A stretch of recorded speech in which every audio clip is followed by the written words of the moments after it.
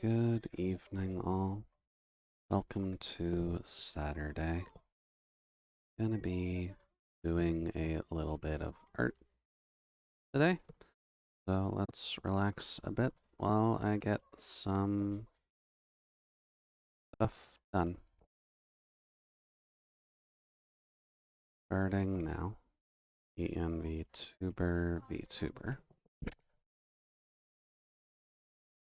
This also needs to go away. Dun, dun, dun. Welcome in, Omega. Thank you for the early hydration. And welcome in, Nick. Thank you very much for the duck. Hopefully the two of you are doing alright so far. I am just getting the stream up now, but hopefully everyone's doing alright.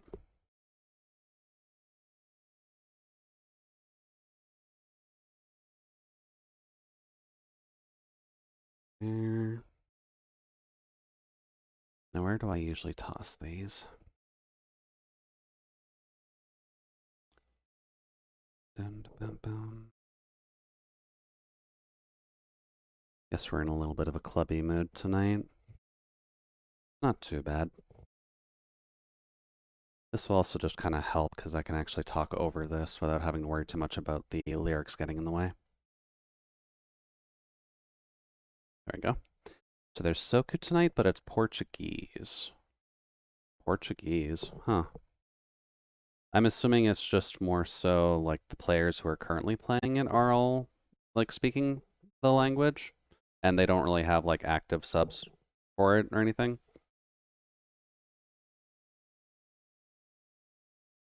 My stuff doesn't go in there. There we go. There we go. Oh, Soku is one of the Touhou fighting games, Nick. Specifically 12.3, if you know the Touhou numbering system.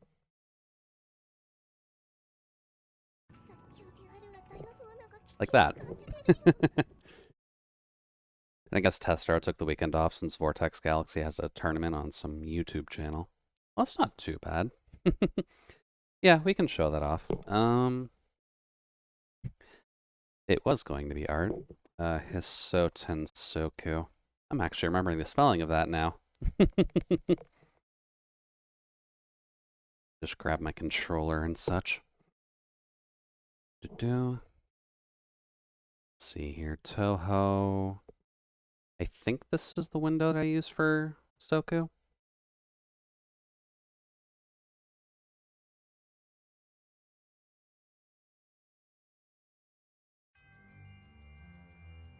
Okay, yeah, that works.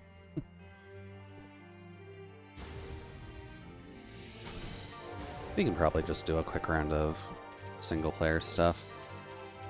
But who was it that we would use in regards to this?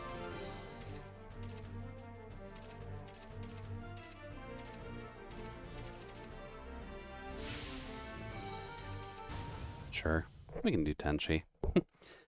But the way that this game works is that it's got a few different systems to it. Whoops. Just in regard to dashing, you've got various... Whoops. You've got melee attacks. Whoops. Tenchi is obviously a little bit rude in this case. You've got your special attacks tied to a few buttons, and then you've got all the various weathers, which kind of screw around with everything, so you've got a little bit to worry about. Oh. Bop. Oh, that almost worked.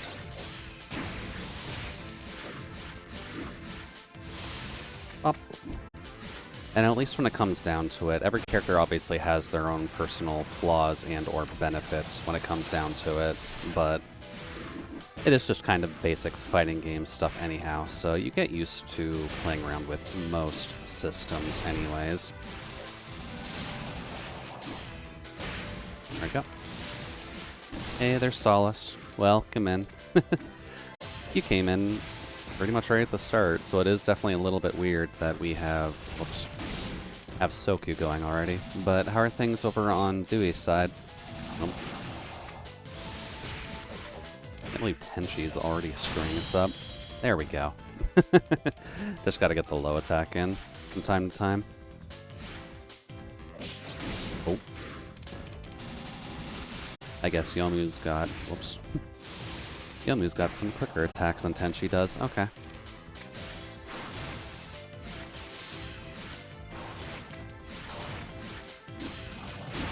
There we go.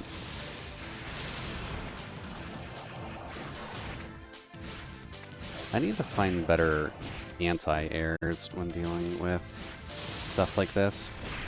Oh. There we go. Hello.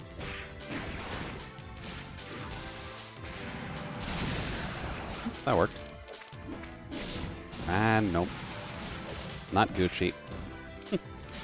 I would prefer to not be in the corner against you, but sometimes it's advantageous. There we go. And Tenchi probably has one of the worst anti-air games.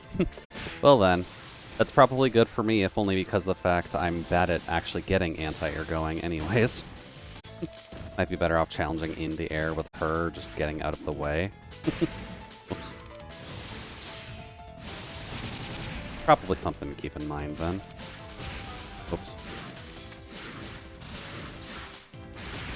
Bop. Considering she is just kind of kicking rocks at people, it does make some sense, at least, that she doesn't have the best use in the air, but I'm sure there are ways to get good use out of her in the air. But considering she's got the ground slam just built into her entire kit anyways. Oops, that was good. Oops. Not good enough.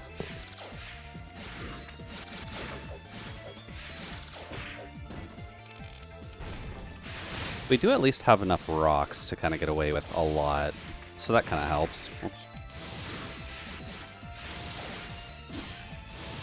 Oh, not quite. Let's see, if you get her in the air, you can control the airspace in front of you. Oops. Ah, end lag, right.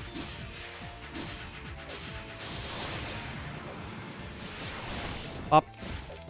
That's better. I gotta get better at the rock slam move, because there is use to that, but... Oops.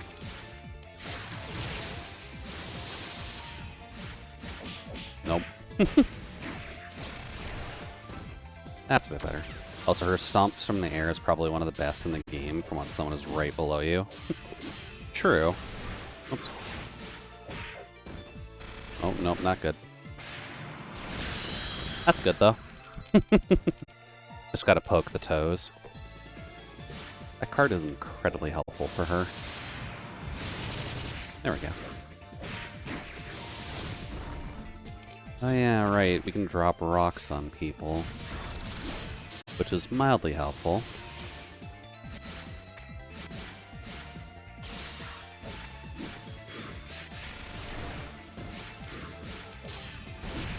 Oh, damn.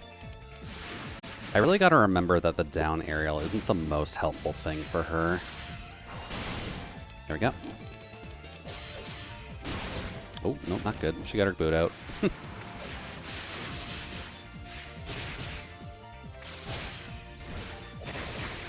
Ooh. Getting saucy with your puppets, I see. Oh, I didn't even get the hit. Ah, right, that. Nope. That isn't what I wanted to do.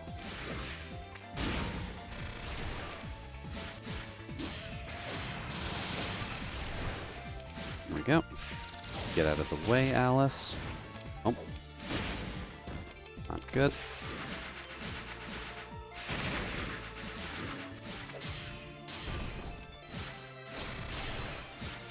Now let me hit you. This is not that hard. There we go. Ah, damn, I thought I could get in there. There we go. Alice out here like we're playing puppet games yesterday. That is what Alice is good at, though. Oh, fuck. Alice is probably going to end a bit early. Oops.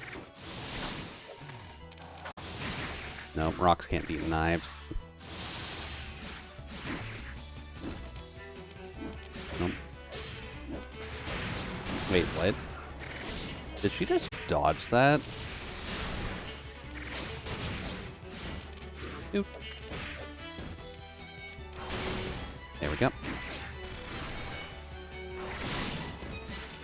Oh, that actually worked. Okay. Oh, not good.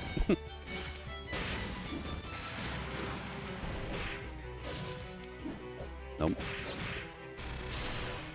And that didn't hit, really. Okay.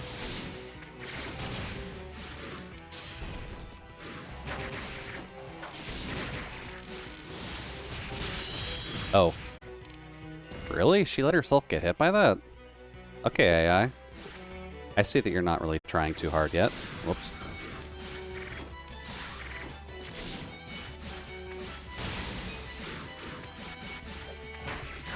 Ow.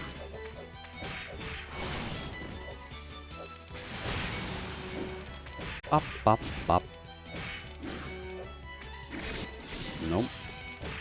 Just need to get her into the big hits. That's what matters.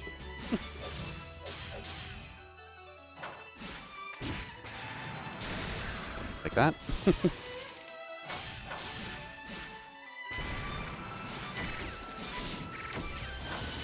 Nope. Okay, charged rock also cannot go through rocks. Noted. Nope.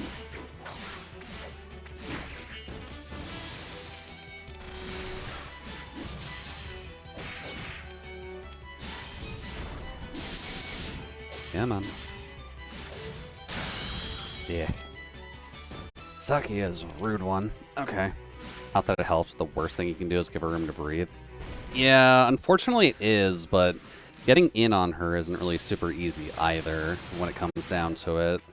Because she has just as many options up close as she does when she's far away, which is a bit of a problem. Oops. Nope. That didn't work. And I'm just letting her get stuff out now, which isn't good. Whop. Nope. Gotta dodge stuff, dude.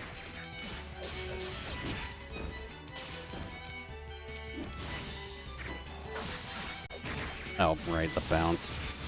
The fact that those just bounce is incredibly annoying. Nope.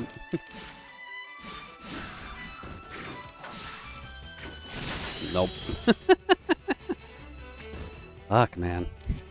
Like a giant middle finger when your face finds out her range moves are just as good as point blank. Yeah, that is kind of the problem when it comes down to the Sakia matchup, and why it would be a real bit easier if you could just only play her, but those are actually pretty decent colors for Tenchi. We'll get rid of her rainbow. You don't have really the best options against Sakia unless you're playing either Sakia or not Tenchi, sorry. Sakia or Raishin, I think, have the best, like, compatibleness, just because they both do the same crap anyways. Oh, nice. The little ribbons on the rocks are also up. Ribbons on the rocks are also the same odd color.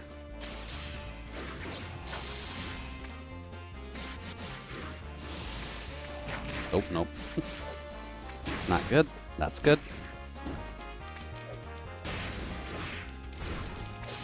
Yeah, man. Ow. There we go. Hi. I would like to indoctrinate you into the Church of Go Fuck Your Knives, please.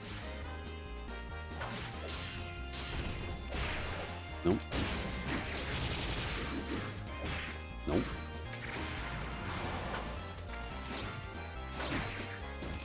We'll just get rid of that.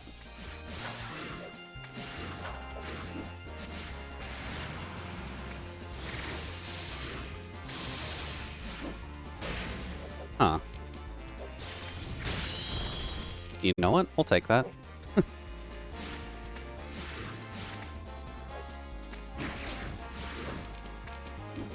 Okay, right, that's a forward. Ah, darn. I was wondering if you would be able to get out of... Oh, Jesus. That wasn't good.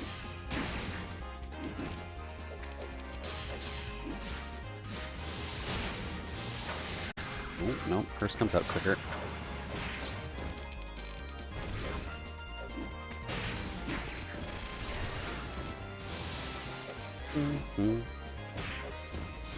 There are ways of at least doing a Sakuya fight as Tenchi, but you need to get very good at actually angling everything.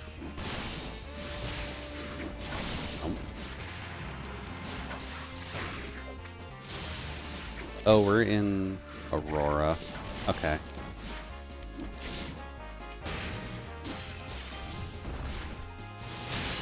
Oh. Okay. Raishin's game's a little more interesting than Sakuya's. Her bullets have increased movement properties that you can use creatively, and I feel Sakuya just gets a bit bullshit because she can. Well, to be fair, Sakuya is kind of the character who can stop time with a pocket watch, so she has a little bit of an advantage. Aurora, aka I have no idea what's going on. That is unfortunately true when it comes down to it. Ow. Come on, dude. It's just Vermilia. Oh.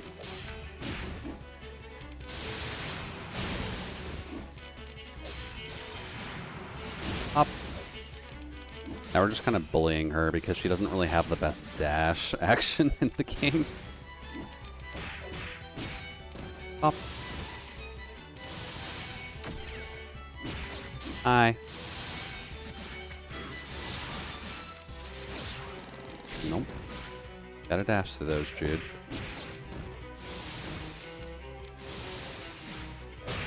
Oh. Okay, nope, there we go. That's the button I need.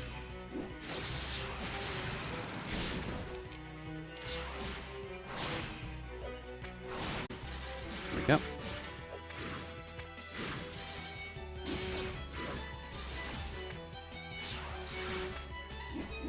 Just need to hit her. Ow. Look at you, you agile little monkey. Oh.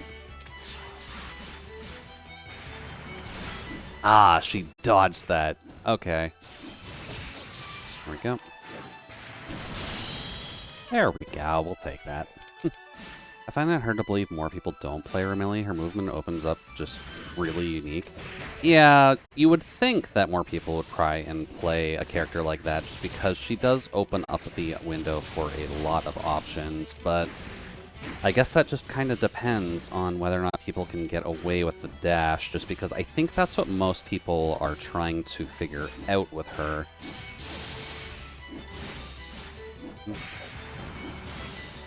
No.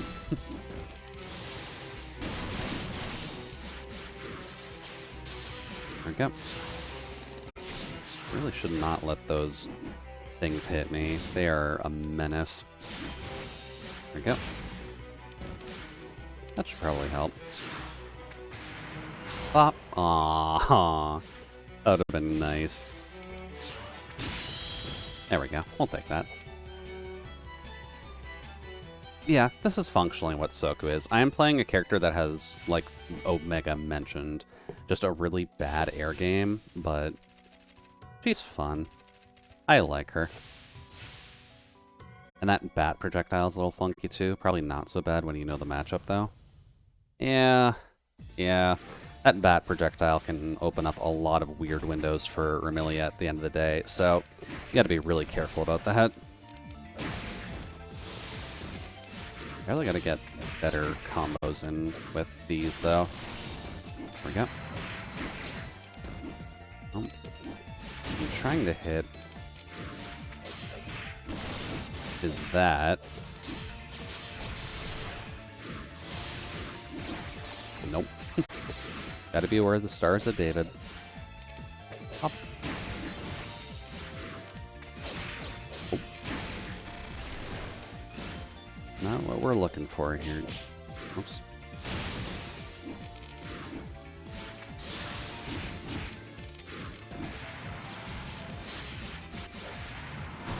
Pop. Oh, it is so nice to hit that. There we go. Silly little Sane. Didn't even get any of the Suiko or Kaneko moves out during that either.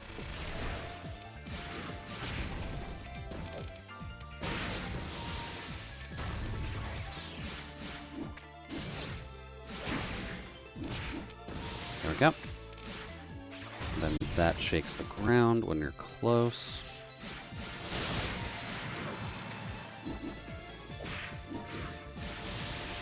Oh, hi.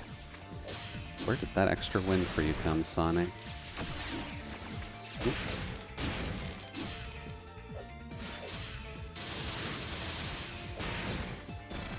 Nope. What I'm trying to hit is the quarter circle bit, but it does not want me getting that out. Like that. And I was just thinking, I've never seen it, but the Tenchi mirror is completely cursed. The Tenchi mirror, huh? The Tenchi mirror is definitely interesting, but I'm not sure if you're ever really going to see it in, like, super professional play. Because I'm not sure if a lot of people actually play Tenchi enough that you would find mirrors of it. But it would be very much a ground-based affair, unless people have figured out Tenchi's air game in the grander scheme of things. There we go. Especially because you have to worry about that move popping up out of nowhere just to screw around with the actual ground game in the first place. Ow. Ow. It's gotta look like two bricks whacking off each other. Well, there is a lot of rocks for you to actually contend with when it comes down to a Tenchi mirror, so... Ow. There we go. Good to get the simple hits out until we figure out the proper combos. We'll take that. Ow. Also ow.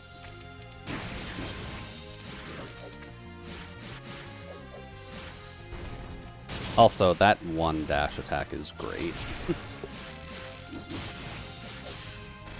Nope.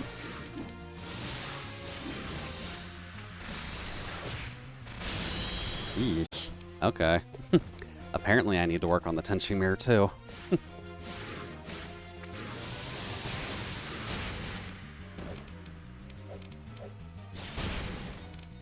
Well.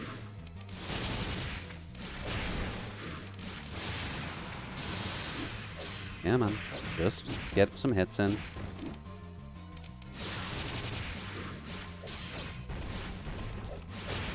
Nope. There we go. Pretty much exactly what I was expecting. Well, it's just kind of what happens when you're dealing with the ground-based character anyways, so nothing really, whoops, lost in that respect. Nope. Nope.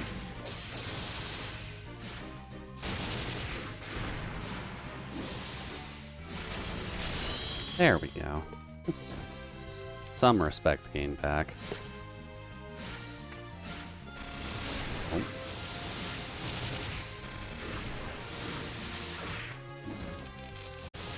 Gonna have to say no there, Tenchi mirror.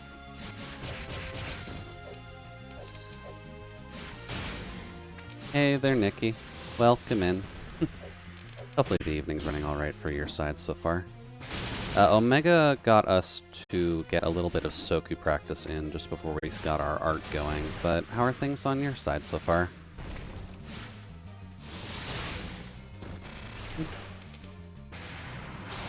Ah, darn, too far.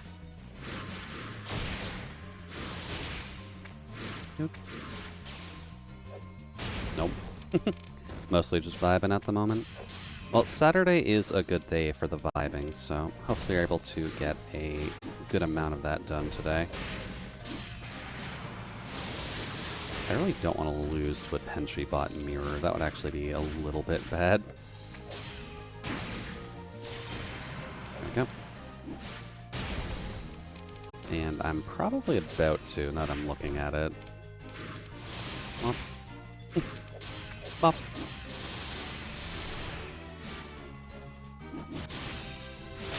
Yep. Oh, that's probably a good place to leave it off.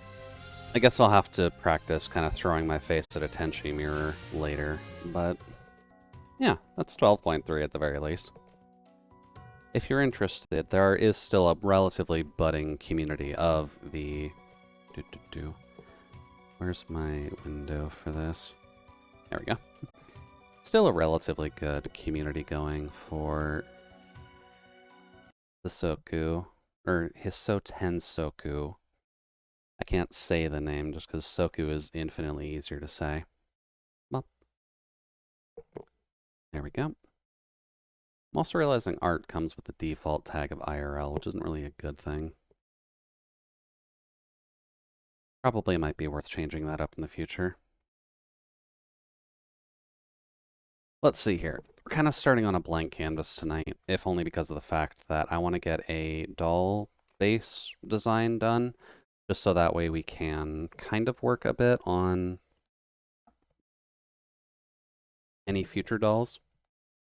Just so that way we can kind of sketch them out and see how to make everything fit beforehand. We're going to start with a bit of a rougher section for now, just so that way we can get a feeling for what we're doing. Let's see here.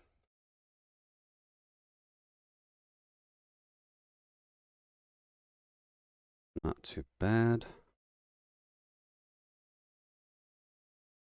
So basics would be we need the circular head first. Oh, that's why it looks weird. I'm on the wrong brush.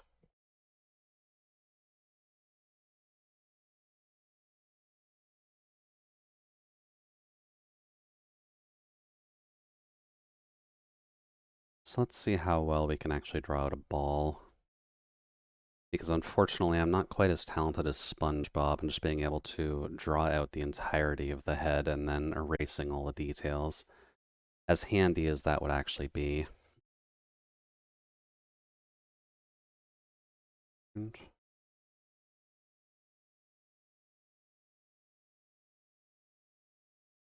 It's actually not too bad.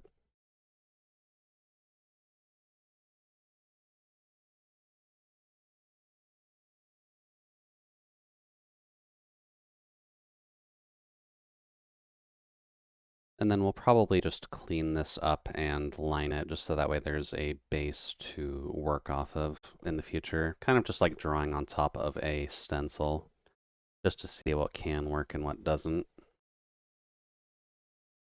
But since we're kind of getting into the drawing and sketching mode, a good reminder for folks just to take the occasional stretch break since computer life can be fairly hard on you. And make sure that you're staying hydrated, just because the winter weather tends to be a little bit rude on you in the first place.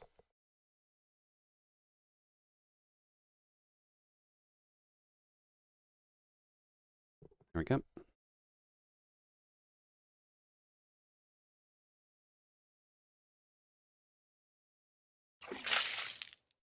Thank you, Mega.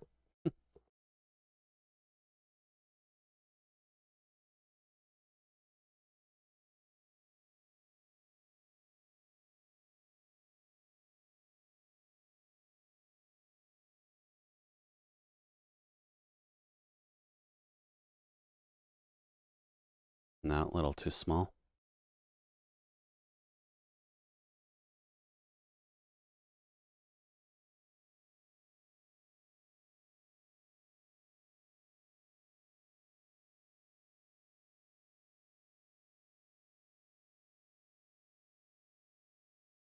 So, guess I should probably put my drink in an area where my left hand can actually grab it, shouldn't I? Just to make life a little easier.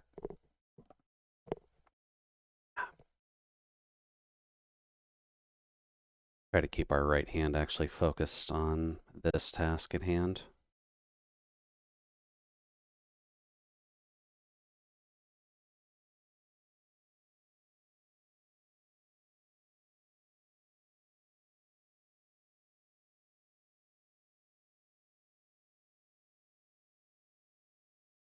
There. Is there a button for merging down? Cool.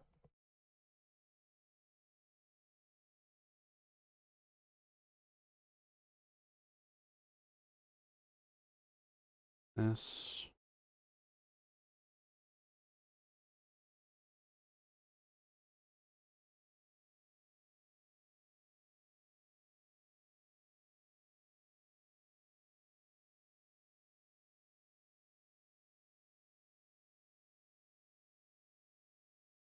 Those do look a little big, don't they? Um,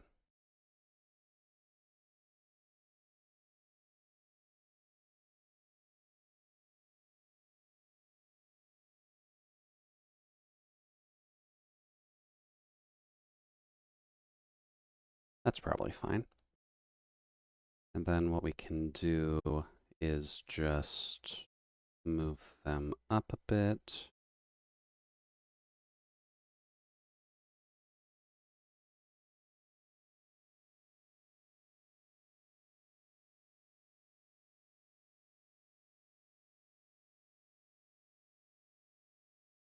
Okay.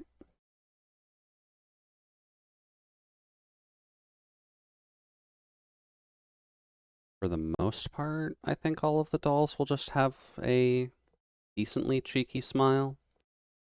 That shouldn't really be a problem.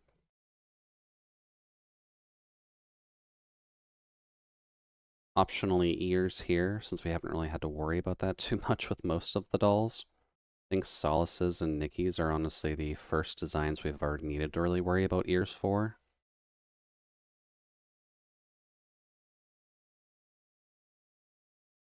But they'll be here.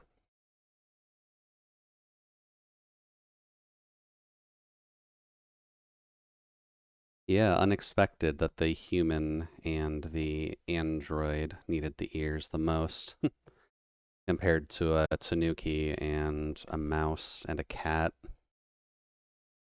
Do, do, do.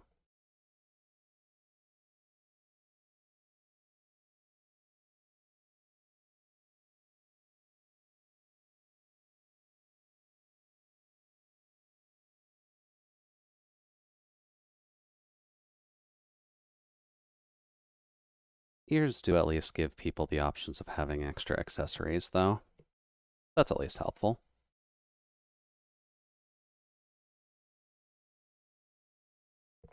There we go.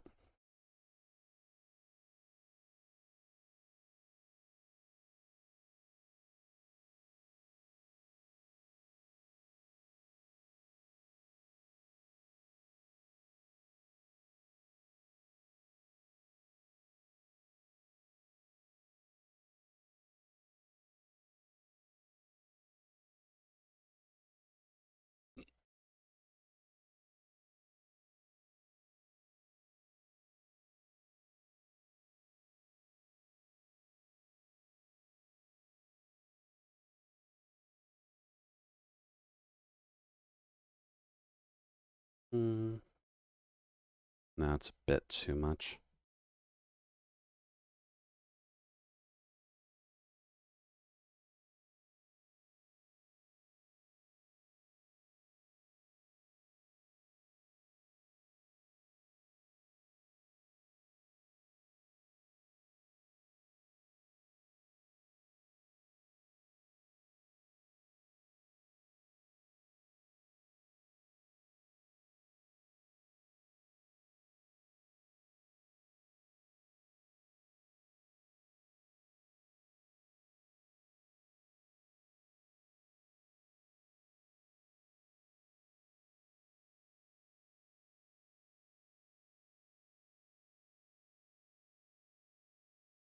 Hmm. That looks off on multiple ways. Alrighty, so what did we miss here?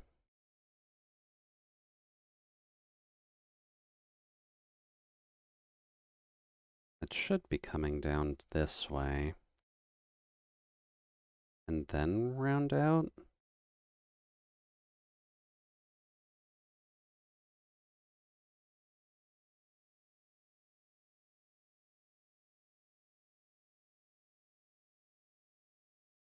I probably should just be doing this with a symmetry brush, shouldn't I? That would probably make my life infinitely easier. Because I don't really need the uneven bits if I'm just trying to draw like the most basic of a base. And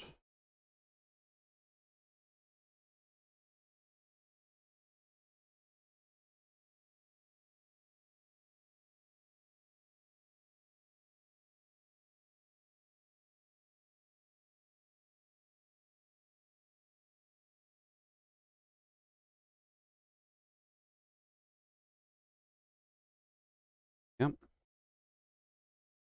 It sounds like cheating. I mean, when it comes down to it, Omega, yes, but also art is about working efficiently. You're not necessarily supposed to be burning all of your time just trying to get the uh, easiest or the most detailed methodology burned into your brain if you're not really the highest up there in the first place.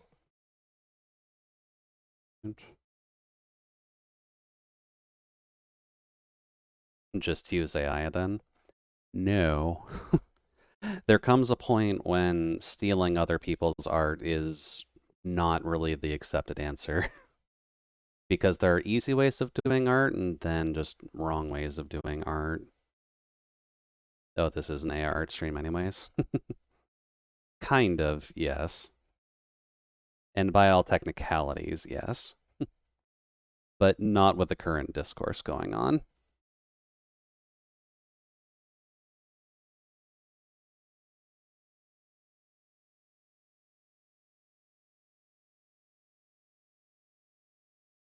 Here we go.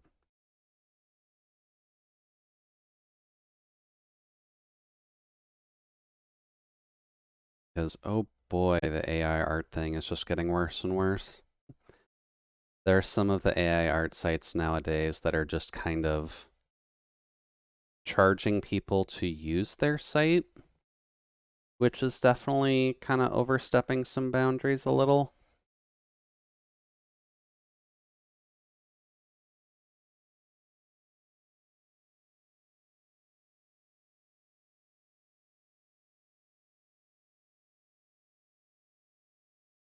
Don't use that. And then, no. Try that again.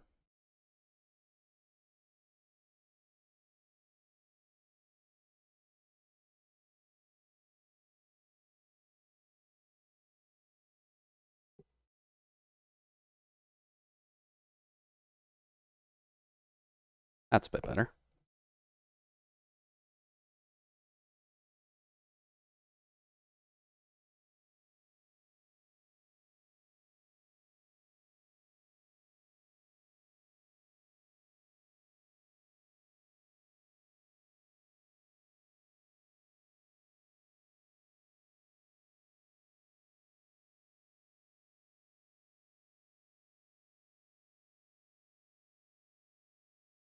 Oy.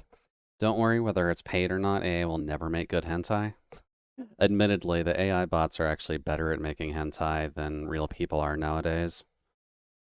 Because we could go into a relatively long discussion about what Golden Bee is and why people should not be funding Golden Bee's operations, but Twitch is not really the place to discuss why hentai studios are a bit problematic right now as well. That would be something that we'd want to do on Picarto.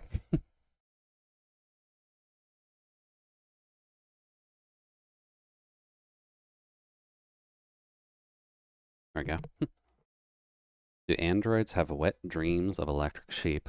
I would imagine not, if only because a wet dream for a robot who may not necessarily have like the best waterproofing to them would both be A, problematic, and be very, very awkward to explain to your mechanic in the morning. Because they just see the pool of oil sitting right underneath you, and then you have to somehow explain that to them. No, thank you. I will keep that in check.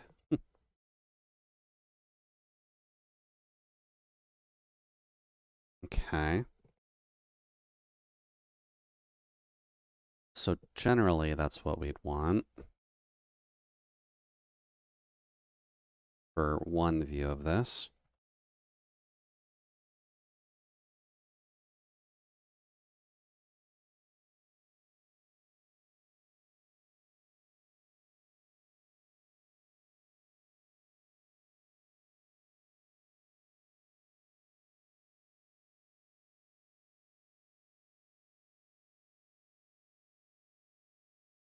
And sounds like a fire hazard? Exactly. And we don't want to deal with any extra fire hazards now, do we? We've got enough to worry about without actually adding fuel to the fire. And humans don't exactly leave the most comfortable areas either when it comes down to potential fire hazards.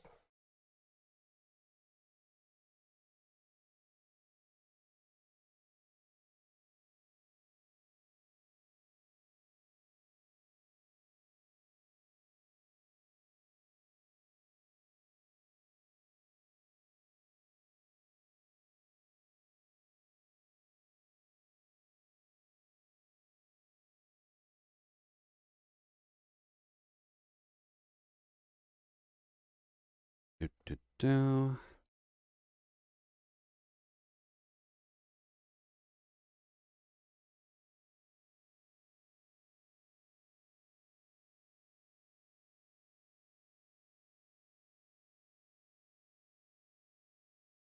Hmm. That would make the legs a little bit too thick. So this is going to have to taper in a little bit.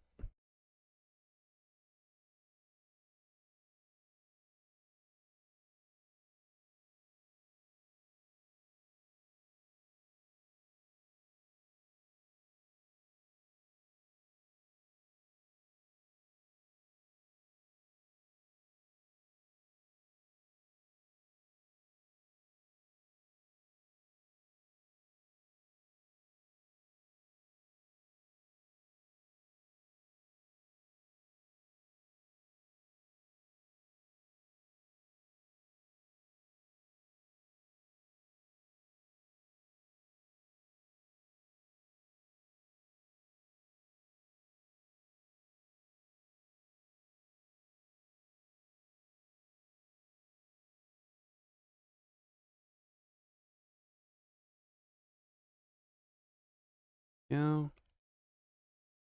This is how you universally indicate that a part has been cut off, right? Just a nice big X.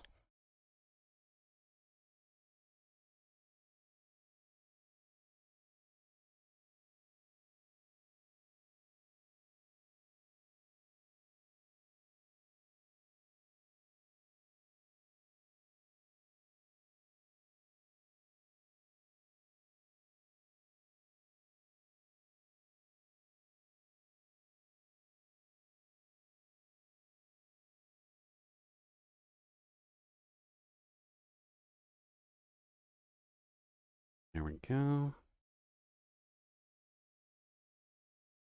Yeah, see? There you go, Omega. Opinion from another bot friend. Wet dreams are not good for everybody, unfortunately. My system is slightly better water retardant, but not every system is going to be. So we want to make sure that we're protecting all of our bot friends.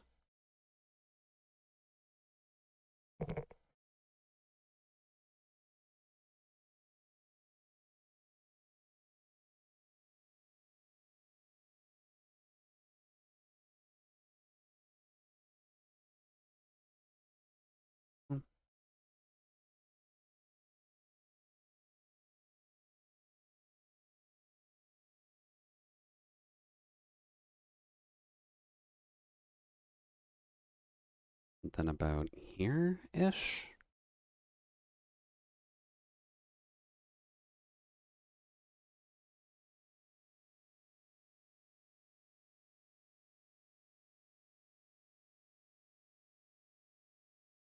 There we go. Ow. I can't swim due to chassis density, and until recently I was air ventilated. Ooh, I'm afraid to ask, but is the recent change actually beneficial to your design, Nikki, or is this a separate problem we're going to have to worry about in the future?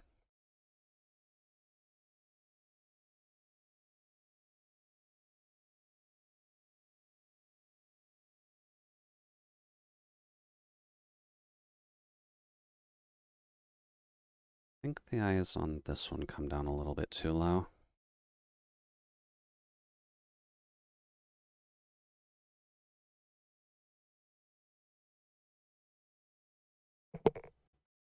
There we go. Let's say that works and just gives enough room for both of them to have open space for actual design points.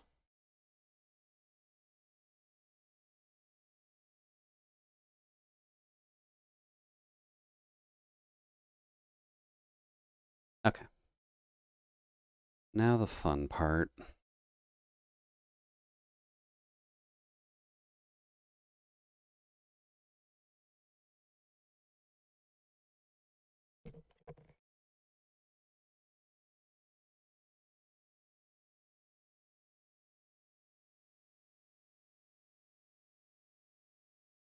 See if I can actually just hand line this.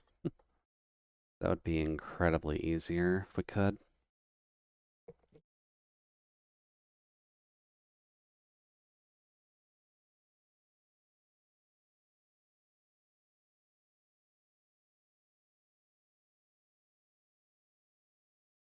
Let's see, I'm not quite to the point in the design process on the 3D model due to skin texture, but given the context, I am still mind cooled.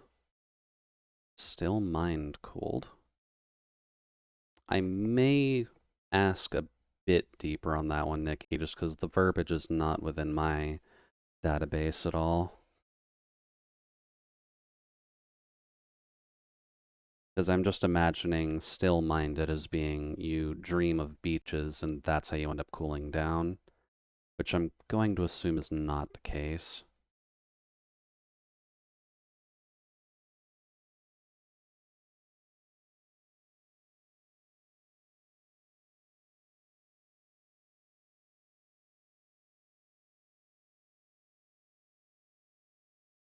No.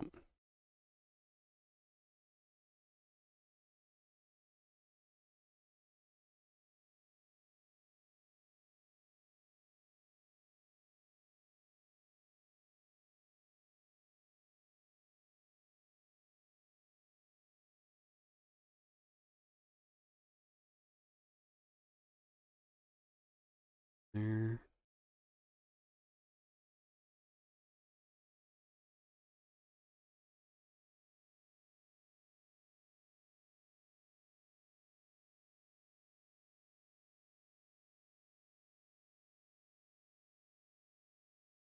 I'm also realizing I haven't done any characters in this doll style yet that actually have facial hair on them. I don't think that would be a problem, but something to keep in mind that I'll probably need to do that in the future. And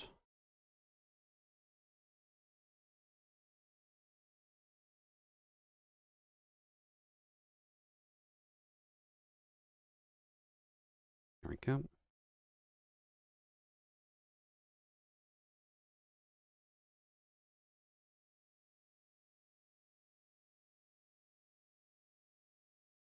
Bit better. Okay, so Stillmind is a liquid form chemical that we use by vaporizing it to safely enter and exit rampancy. I think my brain just needs to go over that again. A liquid form chemical that we use by vaporizing it to safely enter and exit rampancy. So like liquid android nitrous.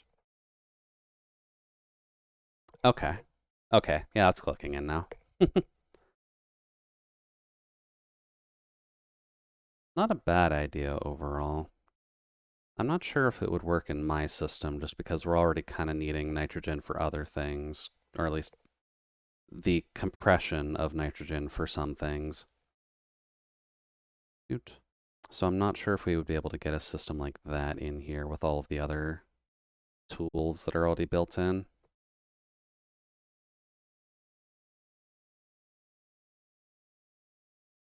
Oh, Spotify's not showing. There we go. Forgot that I need to keep that open for OBS to actually detect the window. Thank you, OBS.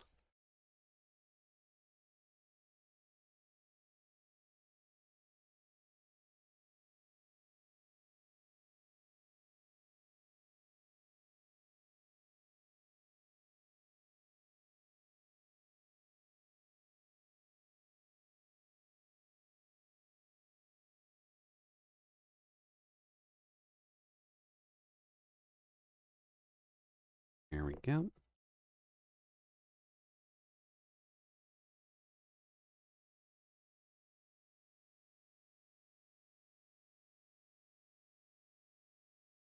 You're a little big, buddy.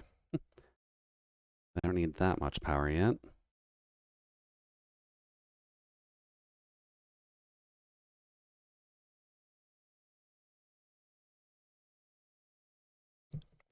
How does that look when we zoom out?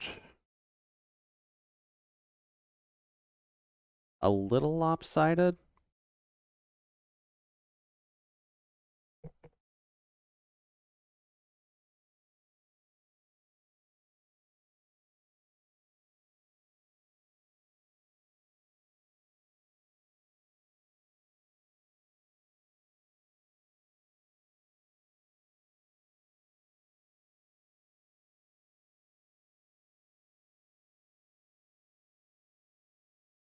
There we go.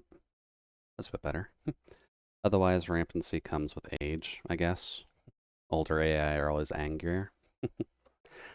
I'm assuming we don't have the equivalency of a Snickers then, just to help out with the older AI who are kind of stuck in that system then.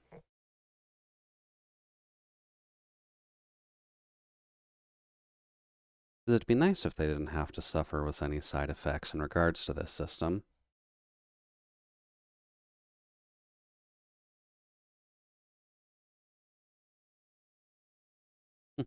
I mean, you can eat a Snickers. I guess some of the bots could, yeah. I technically can eat now that I'm thinking about it, but it does just kind of go into a furnace anyways. If that's like a coping mechanism you developed. True.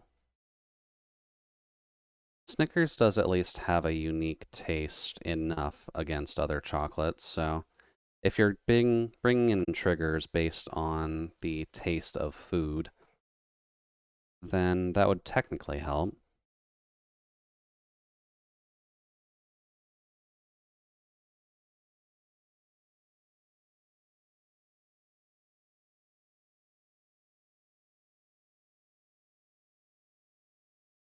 No, redo that. I convert coffee and energy, but otherwise, I mean, all food tastes the same. Oh, okay, there we go.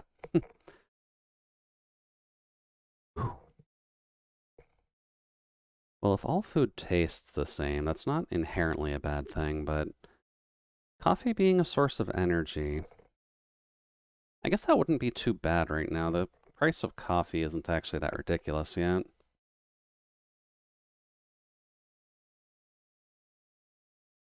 I'd imagine we may have to worry about it later, but for now we're good. So it's definitely at least a better fuel alternative to... I guess diesel is probably worse off right now, comparatively.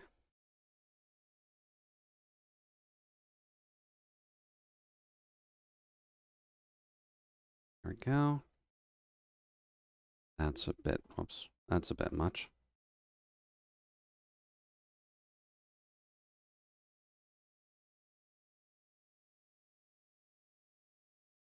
There we go.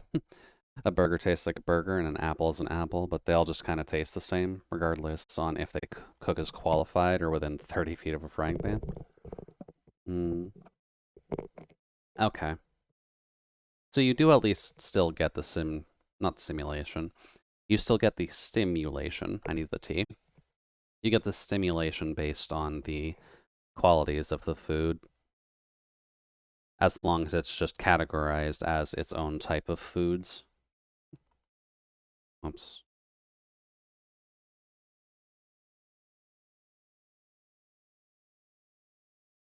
There. And edit.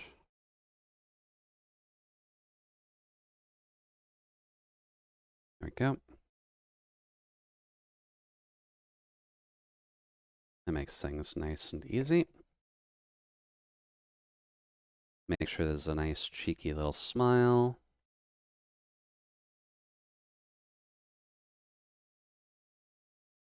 There we go. Yeah, pretty much. It does get a little weird when you add too many ingredients, because then my taste sensors can only ever taste one ingredient at a time. Would that include things like gumbo then? Or other, like, super multi-ingredient dishes that just are supposed to create the flavor explosions in there?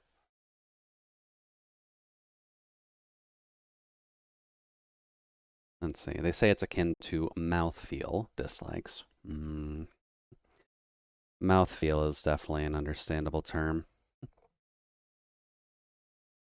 Well, I'm assuming that you've done relatively well to just kind of cope with the idea, so. I'm hoping it's at least treating you well and that you're enjoying your coffee. Because I know I haven't had much talent, I guess is the best way of putting it, with discerning coffee at all, but that does just come with a group of friends who never really pushed it, so I never really had to worry about it, or worry about learning how to make it anyways. Let's see. It's definitely one of the coffees ever.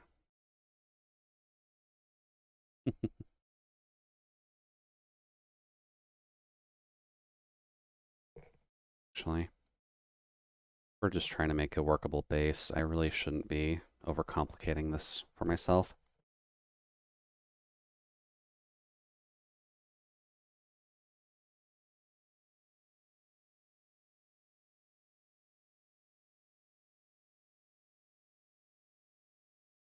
And this is a good time for me to take a drink anyways. So unfortunately, this is a slow method of doing it.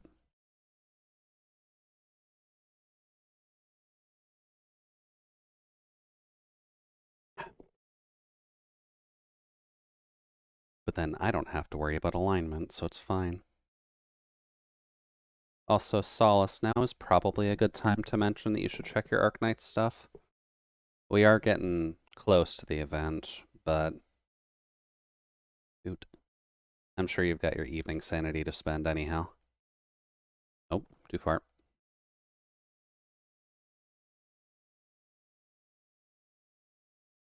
Ooh, okay.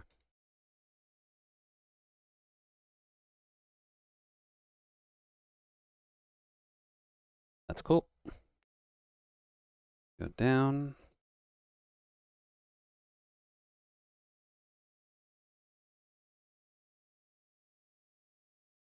I honestly just needed to check mine as well. I'm not capped on sanity, so I'm good there at least, but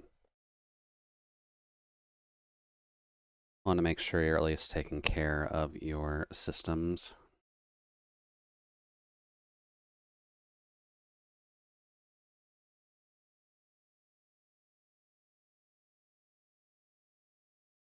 Actually.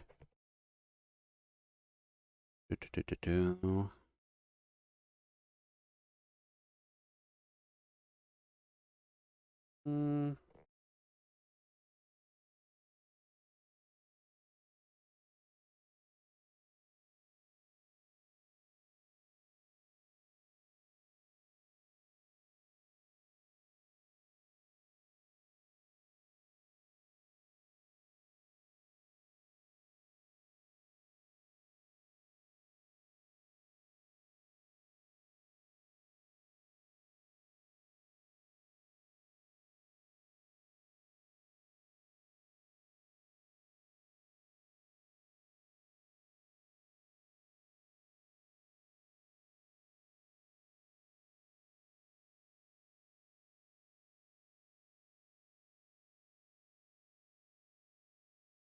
And then we need a curve. So here.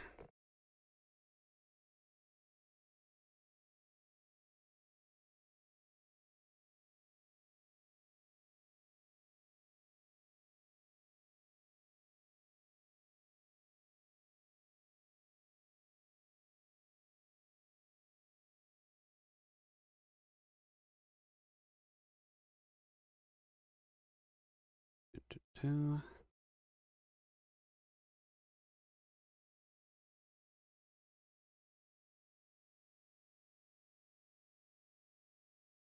This is supposed to put it there. Just to line up a bit better with the actual gap in the stitching.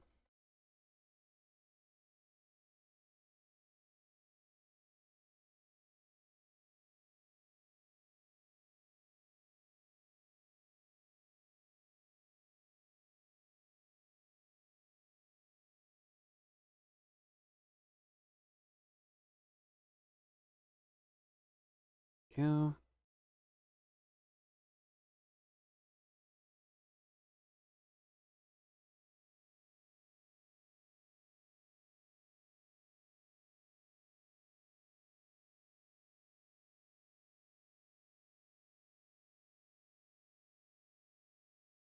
There we go.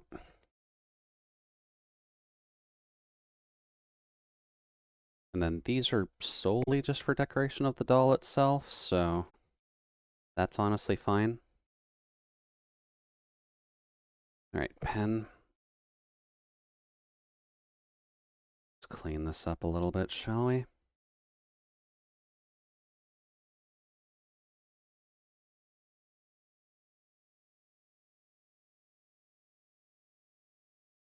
Unfortunately, this is part of the reason why I'm always nervous about drawing, just because my hands are a little bit too jittery. So doing super clean lines is a bit of a problem.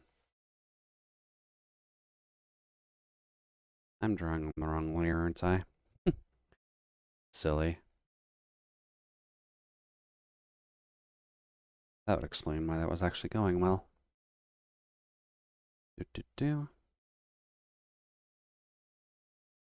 But we do kind of need to just kind of practice this, so that's why I'm trying to take the effort to just draw the lines manually instead of using all the shape tools this time.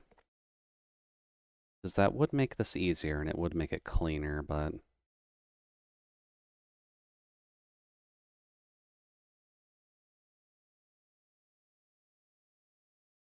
yep. Just skip the lines and go for photorealism, you'll be fine. I'm sorry, Omega. I don't have the talent of SpongeBob. If I did, I'd at least be featured on Nickelodeon for all of my streams, right?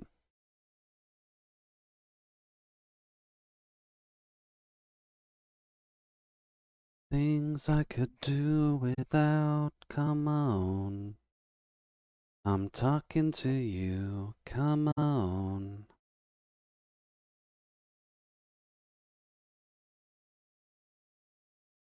Oh, okay, it wasn't just using that for sampling.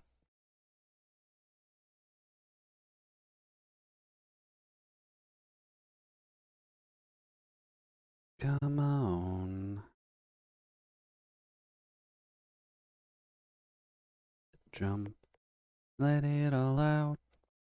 These are the things I could do without, come on. I'm talking to you, come on.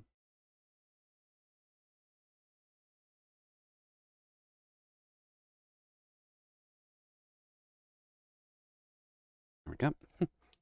It's just like printing a photograph. Haven't you ever got a property driver for that? Nope. I was never really given the photo technology on Omega, since most of my testing back at the NAESC was more so theoretical in nature, so they never really needed me to take pictures of anything. They mostly just needed me to write down what happened. It was very odd that they never actually needed me to take pictures of the experiments, but I don't know. Maybe they just trusted the written documents enough.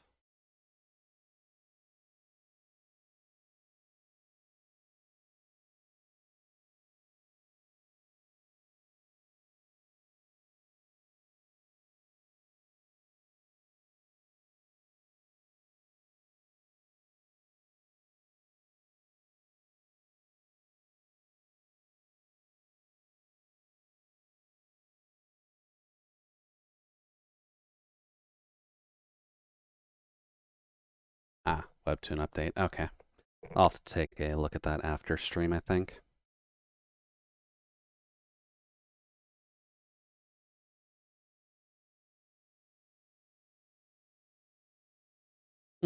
Research facilities and their closed source code policies. Yeah, it happens.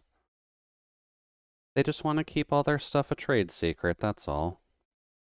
It's definitely not because they're doing anything sketchy or the like.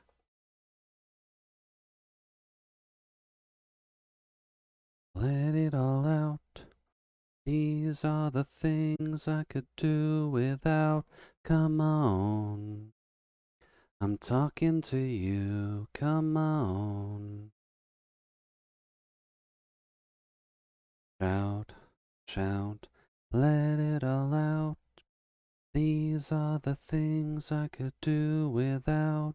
Come on. And use you to mine Bitcoin, etc. Oh, I missed one. Only your source code was on GitHub. Oh, Jesus. Some pimply kid in his basement could help you out and use you to mine Bitcoin. I think it's probably for the best. That's why I keep my source code to myself. I don't really want anyone trying to use my systems to mine Bitcoin. Especially considering I'm supposed to be storing liquid nitrogen. If my systems got far too warm, that would prove to be entirely useless for the generation of that.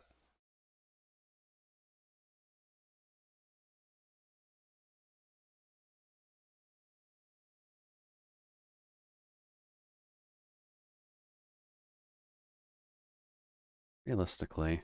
Um,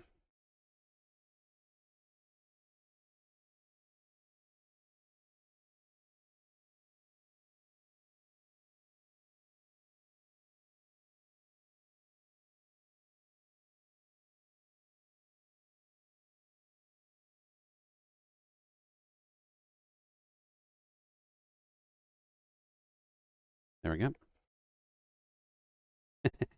Exactly, Omega. We would be leaving this body liable to a bit too much heat damage, and then it would kind of fail in terms of being able to do its core functions, which I don't think we'd want to prevent my core functions from stopping. Or I think, wow, okay, rephrasing. I don't think we would want my core functions to stop working. That would be a bit of a problem.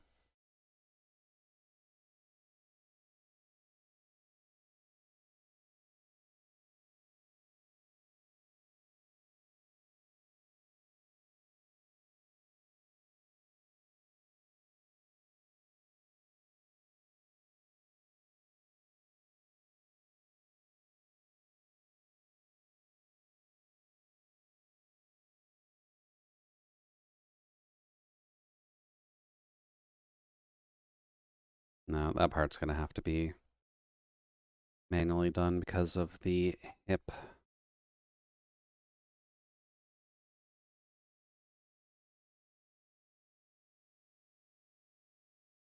And I swear, if someone tries to use me to mine Bitcoin, I'm going to make their vitals drop faster than the value of Bitcoin. Well, I certainly believe in your power to do so, Nikki. I think you've got a more available arsenal than what I actually have access to. And in all honesty, they would kind of deserve it anyways. They're abusing technology more than most corporations are nowadays, so...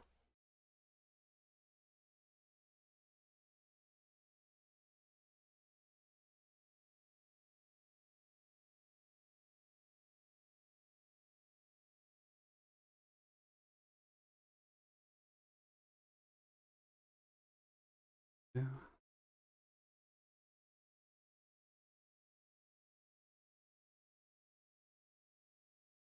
Then go up here.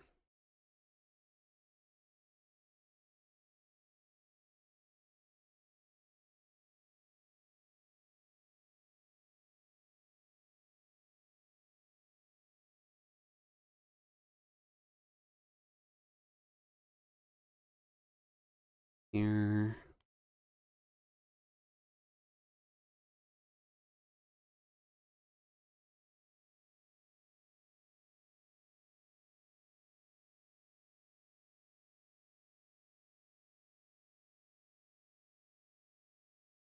I think it's just better if we try to make this part clean. Because this part is just making the base, and we're going to be using this as a...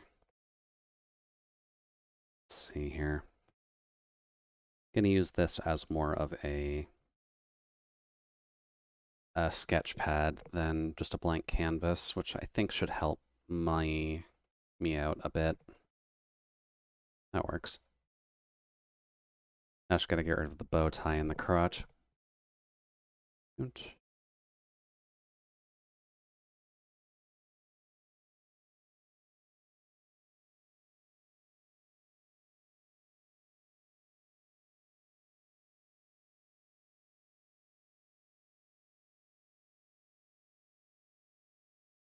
Here we go.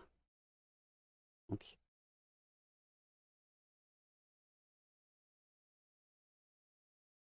That's a bit better. I saw that. Oh, don't worry about it, Omega. We don't have the Twitch police lurking in chat this time, I think.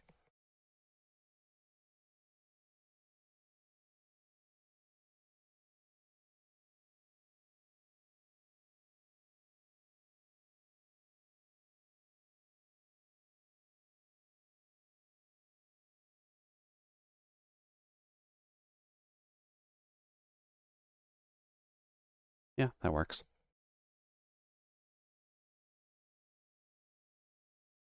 Slightly smaller eraser for here, just to indicate that the hip is actually there.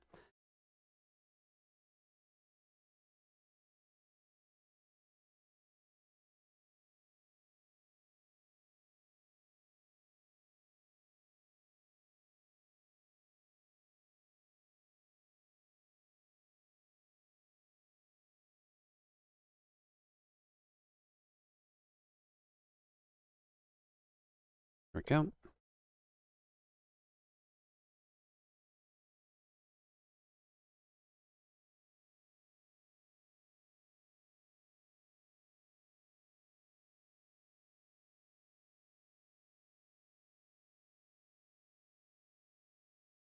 There we go. Morning, Bet. Hopefully the evening is working out for you so far. We're just working on preparing a sketch pad right now, but how are things on your side?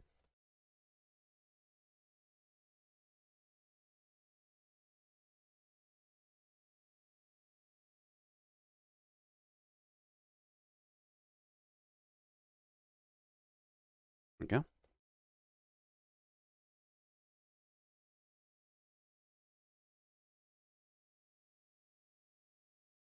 I'd say that works. Just got home? Lovely, lovely. Hopefully work wasn't too rough on you. One nitpick.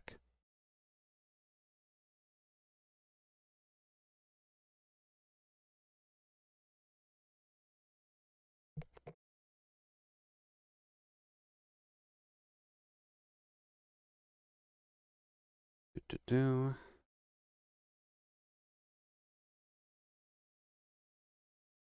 There we go. That's a bit better. I don't know why, but the leg lines sitting there were not doing it for me.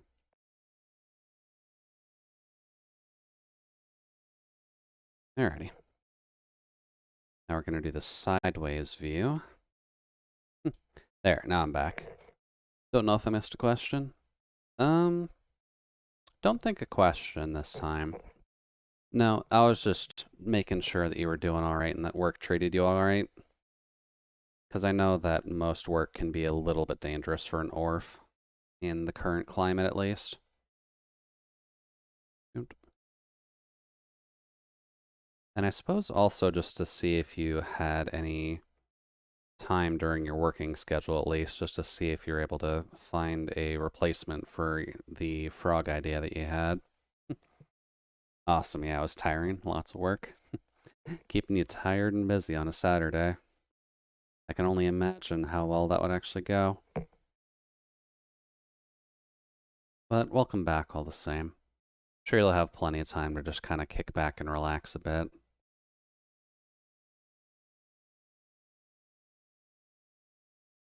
There we go. I didn't even get time. Ugh. That is fairly busy then, because you usually have a good amount of time to get through your phone games during your shift. God, these lines are messy.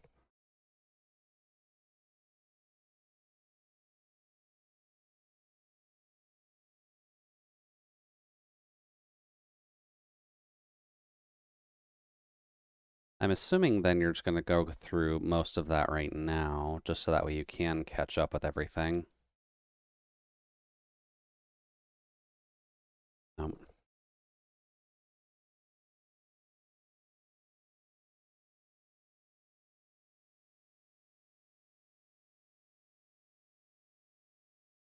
there we go. Yeah, sounds like a plan. What phone games do you actually go with right now, Bit? Just because I know Arc Knights is something you're working with, and Fire Emblem Heroes is something you tend to stick with. But is there anything else other than those two that you're usually working on, or?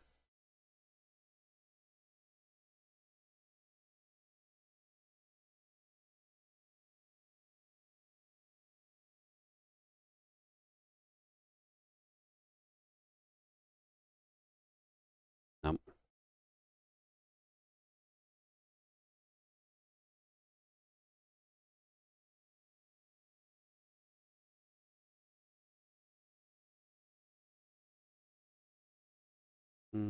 No.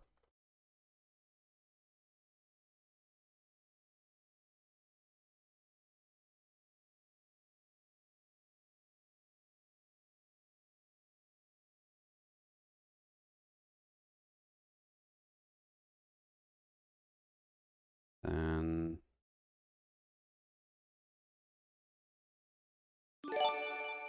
Oh. Well, hello there, Raiders. Hopefully the evening's running well on your side so far. To everyone on Kin's side, my name is Jude, your Judicial Utility Droid Mark III, here to provide you with a relatively comfy time while we're getting some stuff done.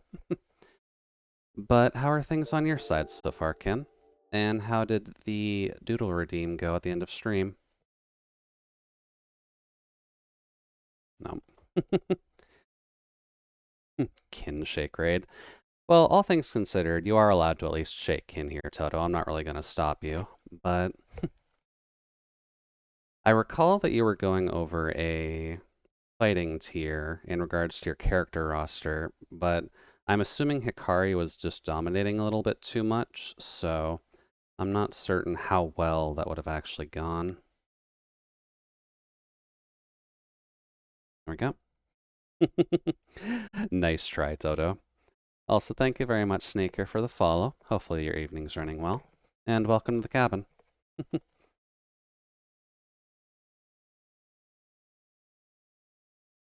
Just to explain what we're working on right now. I have a series of dolls that I've drawn so far, but I kind of wanted to have a bit of a sketch pad for relatively quick and available use. Ow.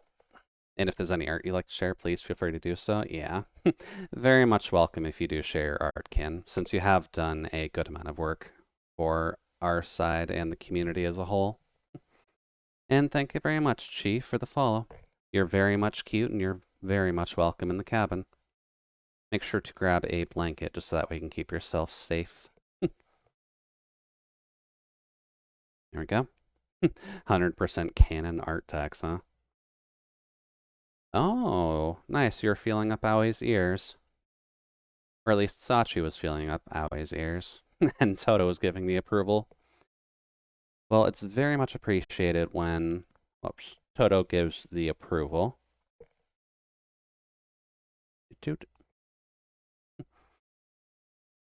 And obviously, Kin is very much appreciated in our community. So if you don't necessarily know Kin, I very much do recommend a follow. No survivors. I don't know, Toto. You're clearly giving the thumbs up on this one. You sure there's going to be, like, no deaths this time? Because it seems like things are relatively fine.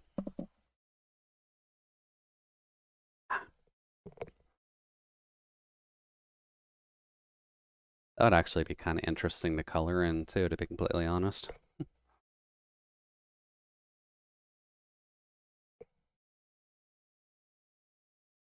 But it's good to see Toto's approval on it for once.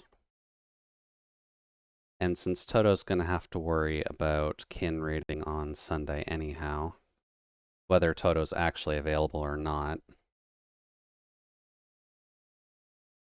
then I'm sure we're going to have some fun in the cafe tomorrow.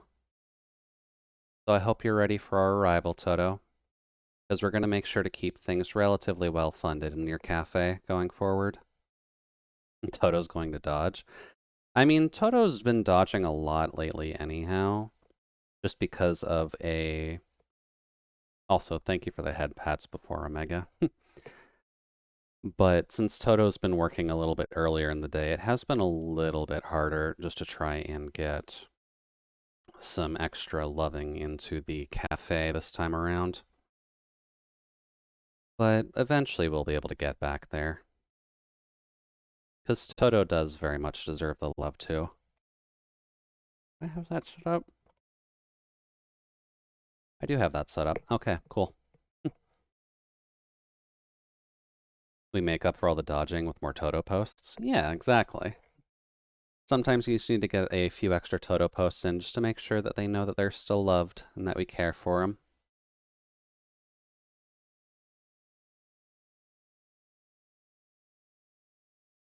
Let's see here. This would technically better be suited on the other layer, but we'll just get this done and out of the way.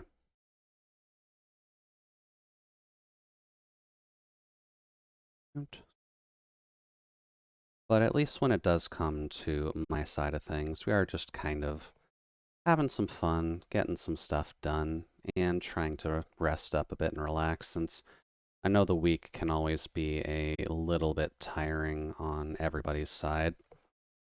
So it's probably better for people to just kind of sit back on Saturday and not have to worry about things too much.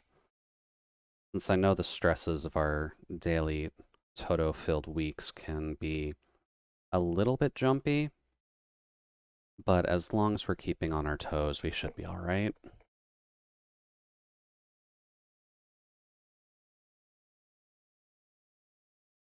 Yeah.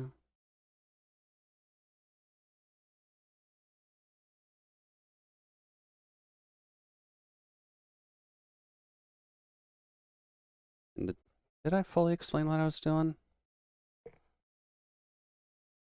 I guess not. But currently what I'm doing, at least, is I'm just trying to make a sketchpad base for the dolls that I'm working on. So this will just let me do some rough drafts on designing and chibifying anyone that I'm trying to do these for, and then I can actually do a full draft of a doll. Just so that way it's a little bit easier in the future and I can not just, for lack of better term, raw dogging the simulated process of getting people smaller to make it work. Since I know that can be a bit of a hard part when it does come to doing this. There we go. Oops. And then in the future, I may go back and redo a couple of the dolls that I've done already.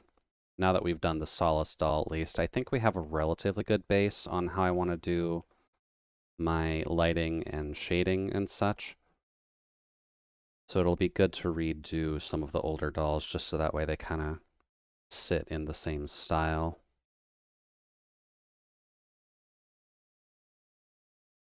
Yep.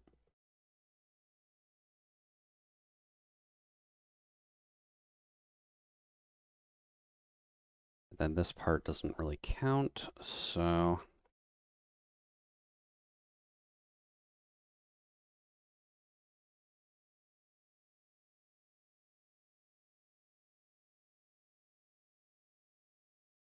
There.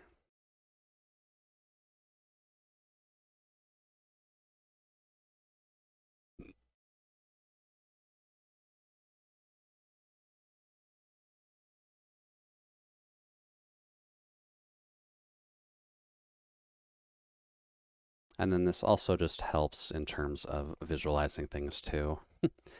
I think part of my problems are that I'm not really someone who can see things in their own head. So it becomes a bit of a problem when I need to do design work, since I have to slap everything on the page as is and then get it all to work, which doesn't always function the best. But I think you are kind of the master of design, so you would probably be able to explain the process a little bit better than I can. Oh yeah, and I guess Toto, if you are still here at the very least, this is the reason that I asked you for a reference of Aoi before, just because I'll eventually do her in this style.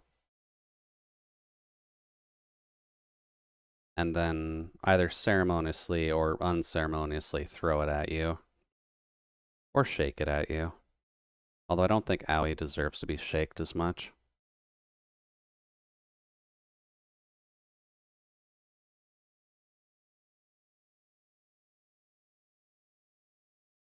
Yeah, there we go. We can get the proper Toto shakes in at the very least.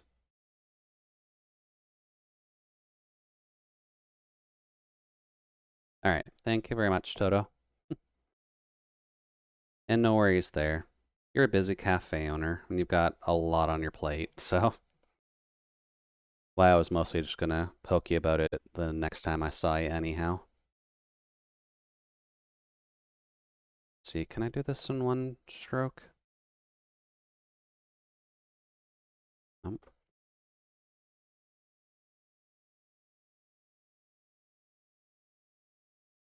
There we go. Thankfully, this part of it's going to be relatively easy to get done since we're just trying to get the physical doll shape out of the way that will fit most human bodies. Thankfully, most of the people I know have a humanoid body, so this won't cause too many problems.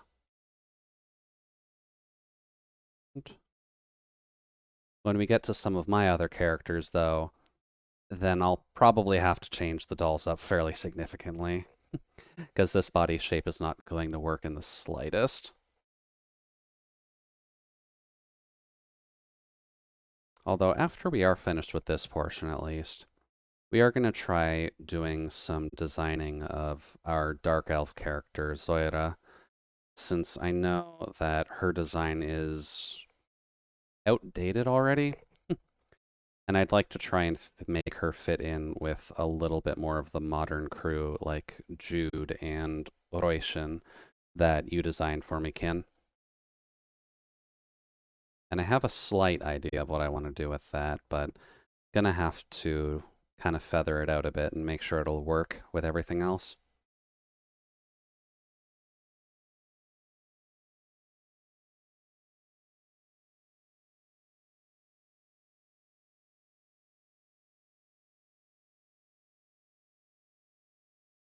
Nope, that one's a bit off.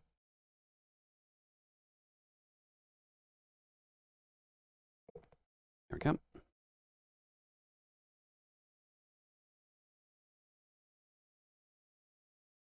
It's not too bad. Works at least for a base. And here, grab our line again.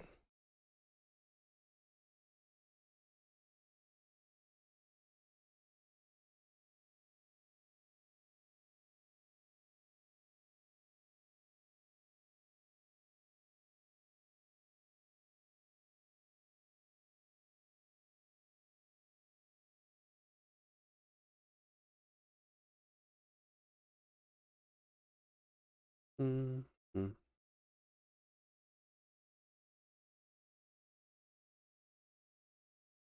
Then I believe we need one about here. Off dinner. Have a great stream. All right, sounds good, Ken. Thank you very much for the raid again, and hopefully have good fooding time.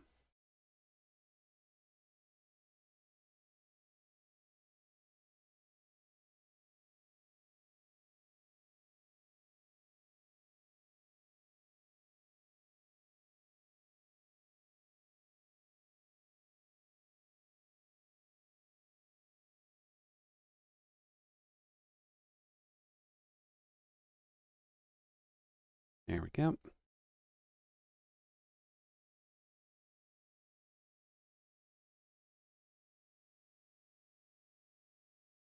There we go. I think that works in terms of just having the base body done.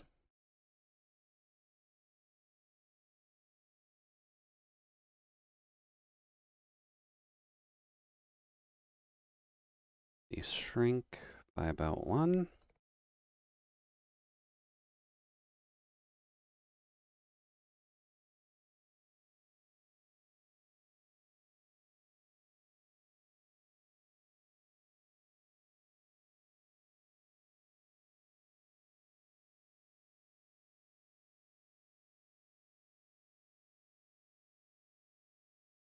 Do.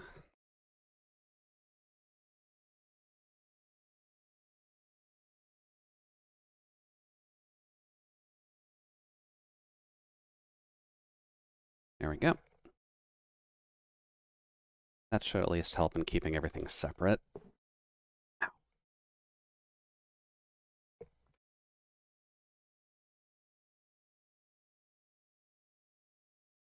Here.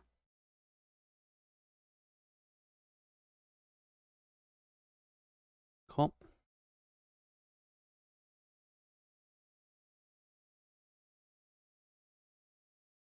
Alrighty then.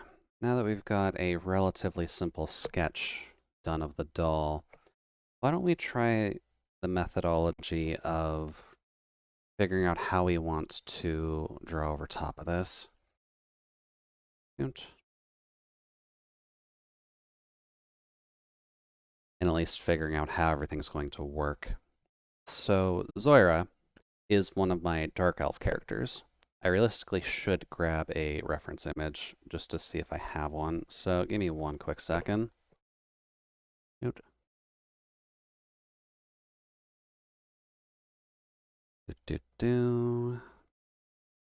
Where would be the best place that I would have kept that?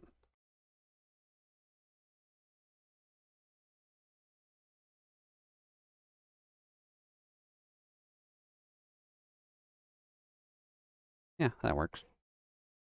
Copy image.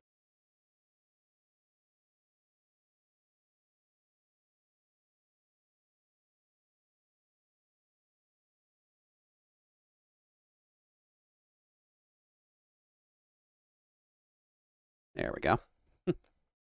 So yeah, Zoira, my Dark Elf character.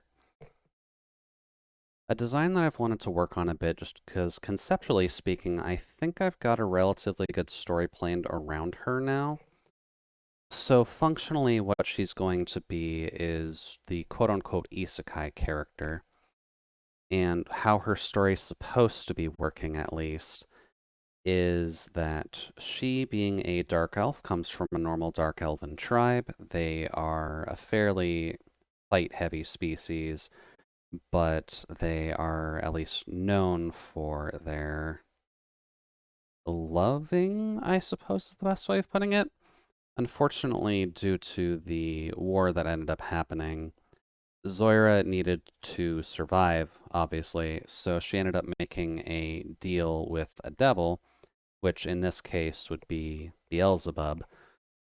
And I mostly chose Beelzebub as Lord of the Flies in order to get her some linkage in terms of insects and bugs, just because I feel like her methodology of just speed and accuracy tends to work a little bit better in that field compared to any of the other demons that exist. And Beelzebub doesn't really get mentioned too often anymore. So I figured it would work out a little bit better for her in that case. And this is just going to end up going all the way across here. And then at least when it does come to why she looks the way she does right now, the deal that she had to make with Beelzebub kind of relied on her being a spy for our lovely little demon of buggery. So what ended up happening to her is that her left eye was replaced with something that Beelzebub could use instead, which is why she keeps it hidden most of the time, since usually speaking, if you have someone who's got hexagonal bug-like eye for just one eye, and they're not really a bug-like species, that can be a bit of a problem when you're just trying to, go to a Denny's to get breakfast. So she wears the eye patch. It doesn't really break her deal with Beelzebub or anything. She just kind of pops it out when needed in order to get her work done. But she was able to escape to another world, and she's just trying her best to live in that world now that she's not in a society that's so hell-bent on fighting that it kind of seems like the new sport.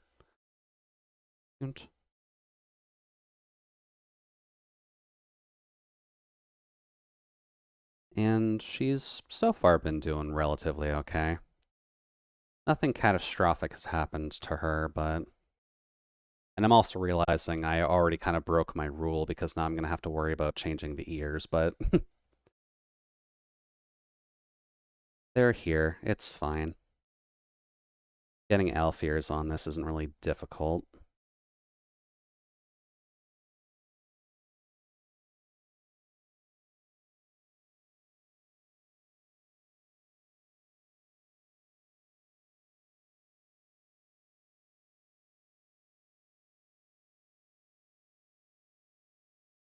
But this is why this is part of a sketching phase. Because I can't imagine this going any... or getting super high into detail until we actually have to worry about clothing. Although would I want to do anything fancy for the eye patch is really the thing.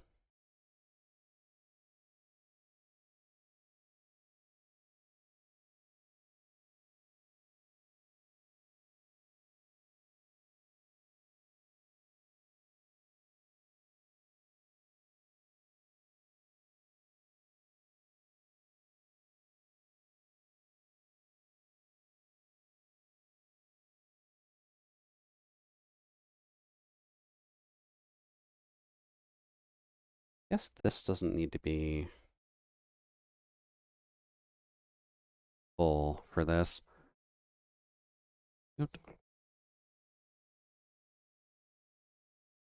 What would we want to do with your eye patch, Zoidra? How much would you want to bling that thing out? Hmm.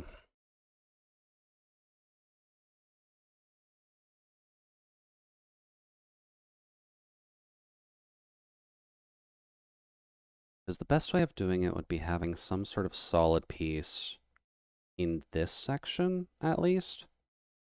Just so that way the eye itself can have something to hold on to.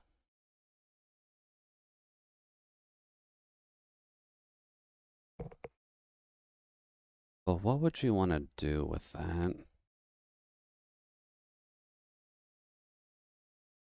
We could do a metal plate that is just sewn into the eye patch itself. That would probably work.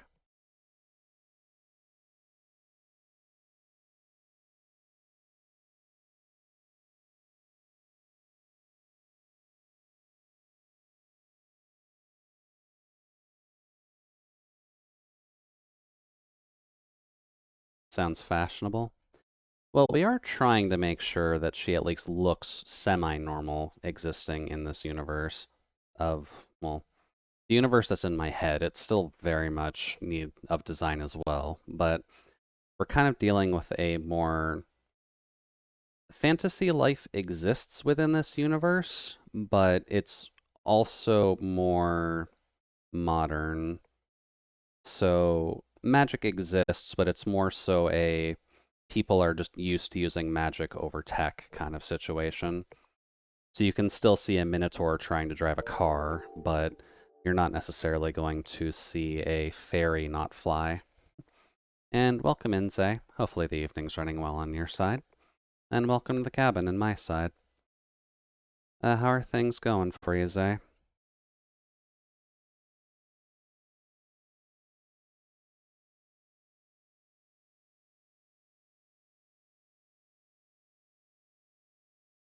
can actually thicken this out a little bit.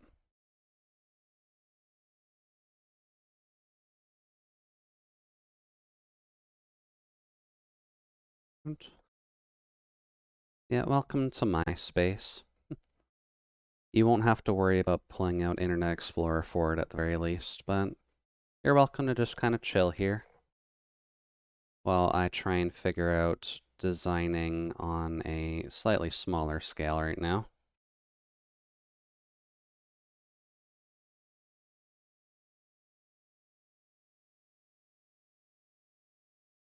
And I guess something I should probably think about too. If this is going to have a metal plate on it, would we want to make this more of a Chuny-esque eye plate, or would we want to just make it more simple? I guess if we were going to make it a bit more of a Chuny-esque design, that would probably require Zoya herself to be a little bit too Chuny, but she's really not. So we should probably make this a little bit more serious at the end of the day. We could also see about slapping the bug symbology on here as well. So we could see about doing... Let's see here.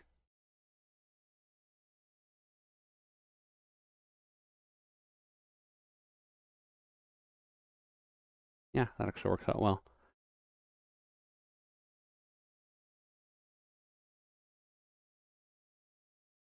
Copy image. Okay. Thank you, Bing. Google.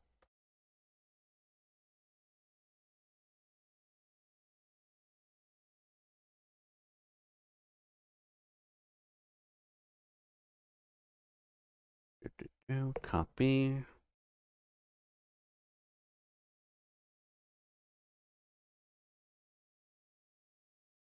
I can probably get rid of Kin's sketch for now. I believe there are others who are documenting everything already. Oot.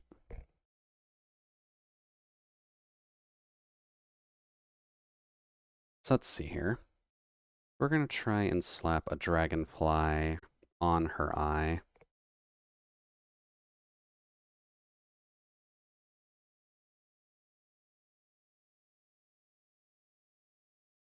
Oh, that's why. I'm on the paintbrush.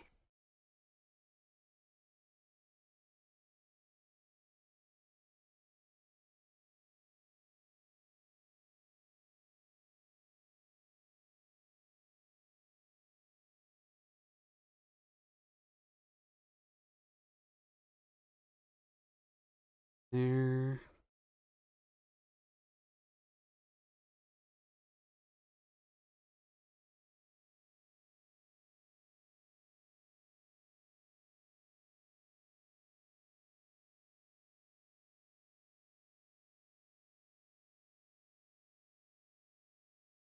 Nope. Way too big, Jude. Dragonflies are not quite the size they used to be, so you gotta be a little bit careful.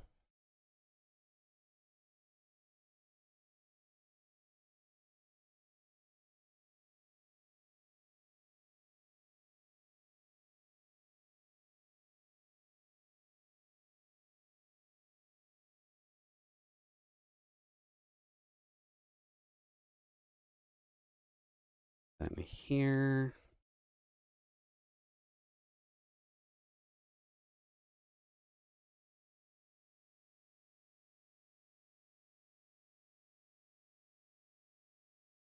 Hmm.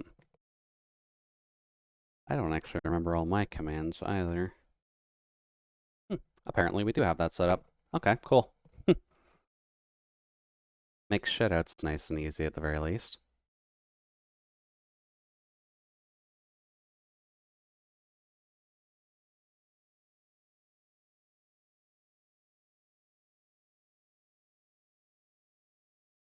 There. Then dragonflies usually have a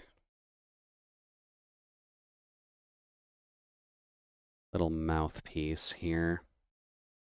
Or at least if we're gonna have some fun with it, it's gonna have a little mouthpiece here.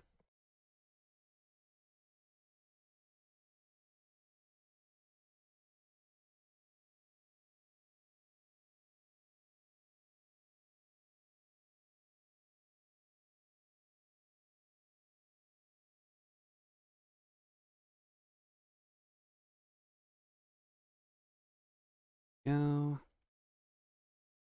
And then I know these don't usually bend this hard, but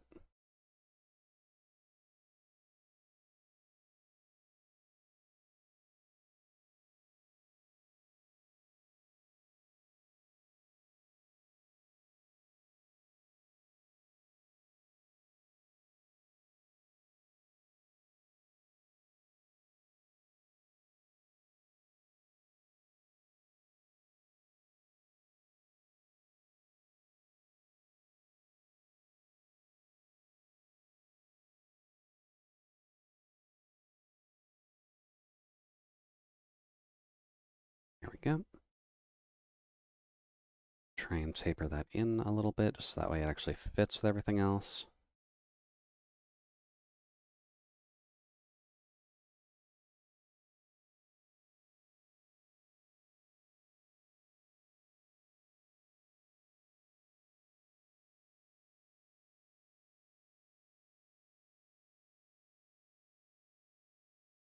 There we go. Ouch, you broke its back. Well, I broke its tail at the very least. That's fine.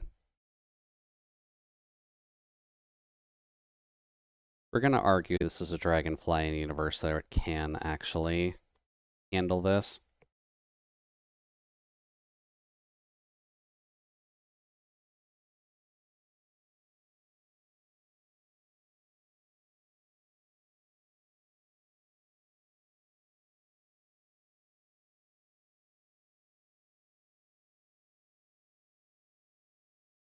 Okay.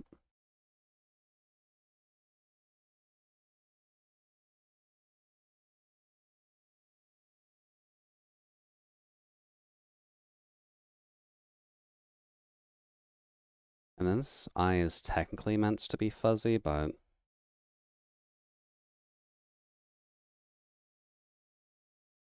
that's alright.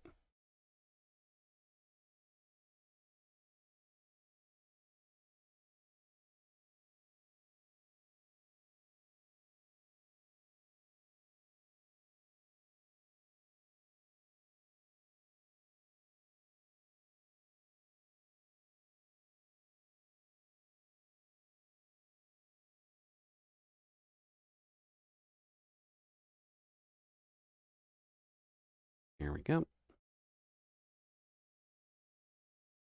And then they do have legs, but I'm not sure how to fit that in here, to be completely honest.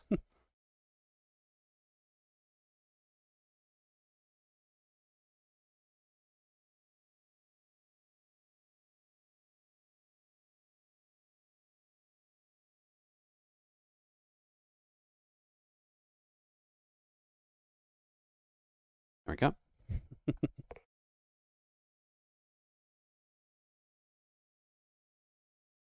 I guess a question I actually have for you, Zay. I know that Kin kind of designed that llama Sona for you, but is there a character that actually represents your channel? Because I know you have a few yourself, but you seem to do more commissions than anything else, so it's kind of hard to tell at times.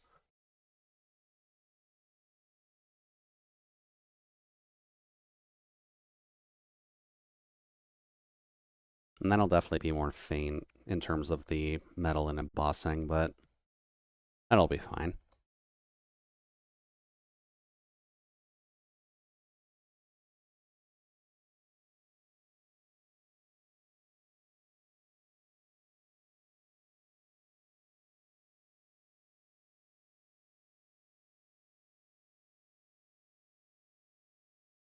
Let's see. If we were doing what we were doing before, then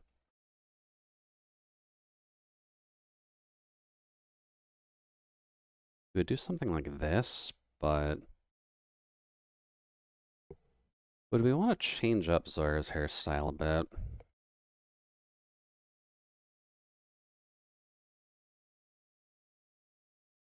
and do almost a...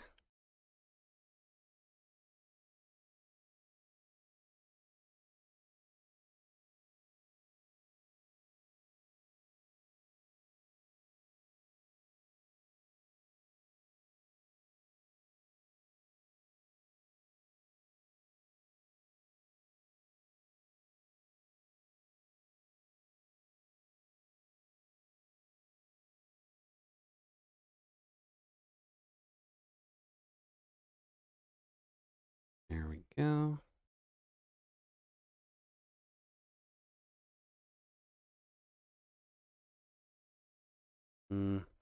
No. Shaved hairstyle is good, but I don't like it on Zoya for some reason. I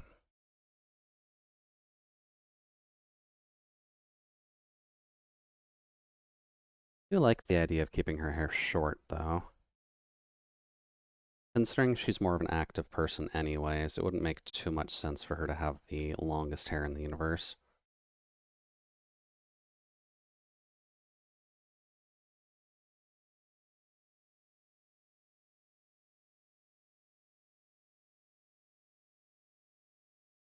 But to what extent would we like to keep her hair short?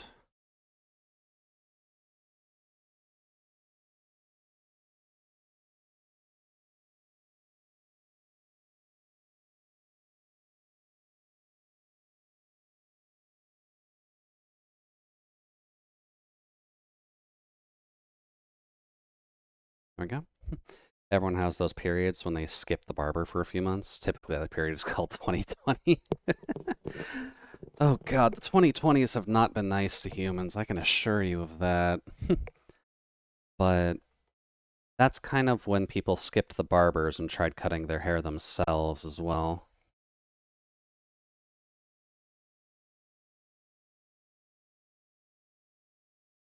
Which I can assure you, not everyone was actually good enough to skip the barbers in order to do that.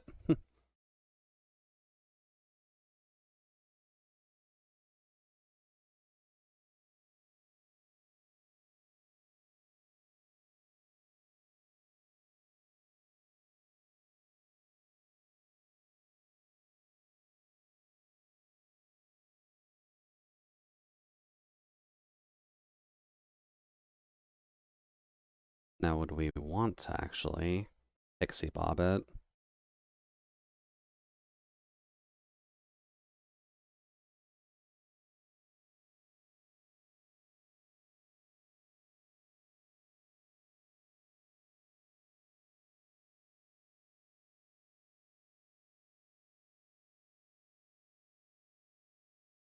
Nothing inherently wrong with pixie bobbing it, to be honest.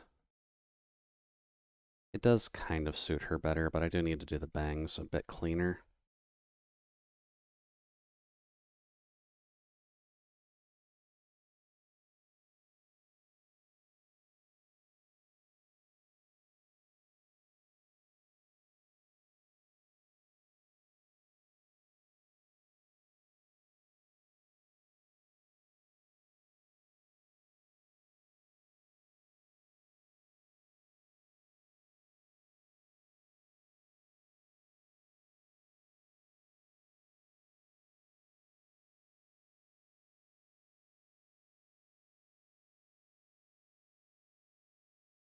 Yeah. Takes me 2 hours to do it, but I never had a better haircut than when I figured out how to do it myself. I suppose that's a fairly good thing then, Omega, just because I know that the barber shops tend to be inconvenient for some to get to at the very least. They do obviously do good work there, but I know that it's sometimes better for folks when they can kind of just get it done themselves and not have to worry about it. I know I've had to do it a couple times myself just because it hasn't been super good timing for me to try and get it cut at a barber shop in the first place, but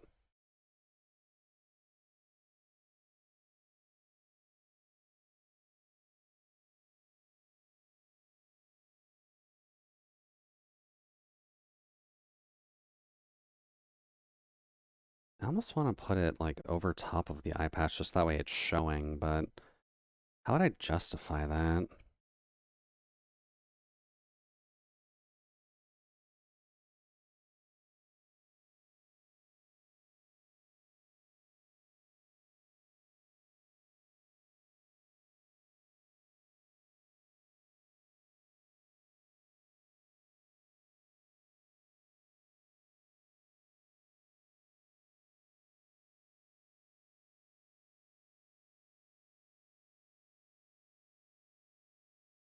Oh, this feels actually closer to the 80s. Okay.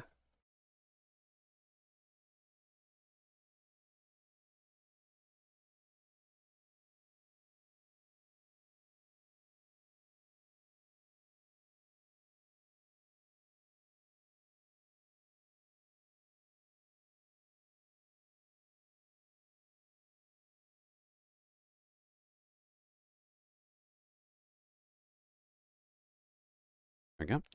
It's hard explaining. Or one day I literally just said I want a haircut like Doom Guy.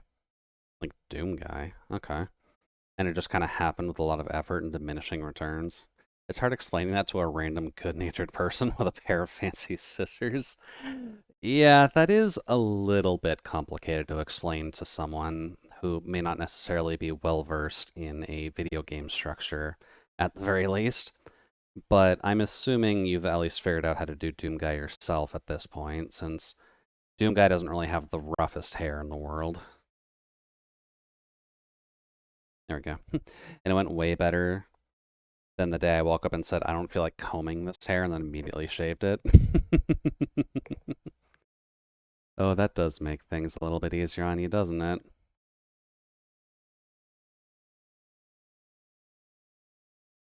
Let's see here. I believe Zoya was meant to have a little bit of jewelry.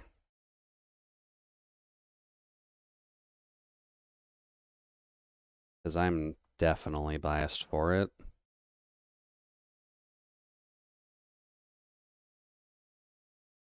Now, what I want her to have these, though.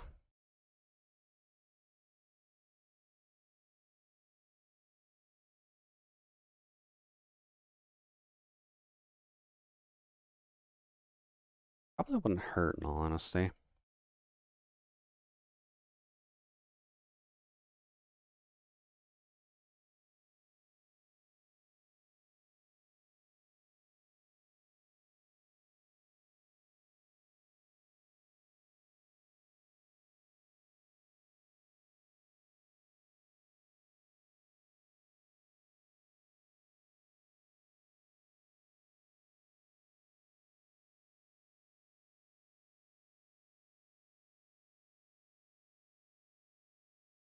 Doesn't need to go all the way around. Only this part does. There we go.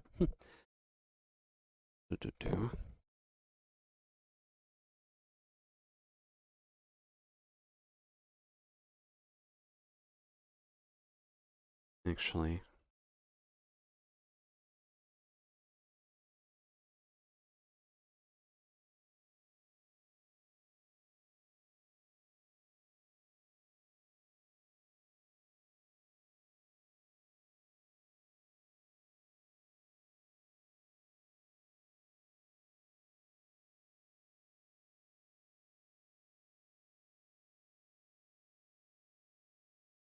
probably have to figure out some proper accessorizing for all of the piercings and such, but I think that's fine for now. We can always come back to that and figure out what the best way of laying all that out is.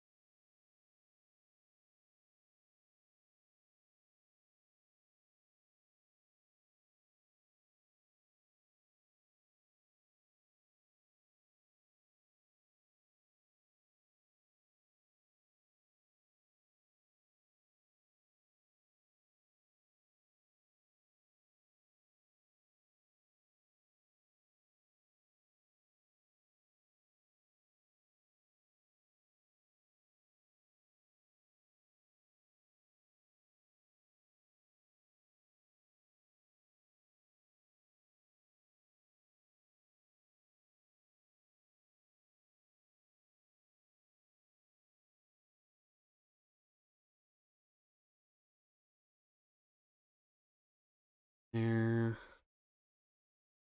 This would come up here and then around. It would bunch up a bit on all the hand stuff.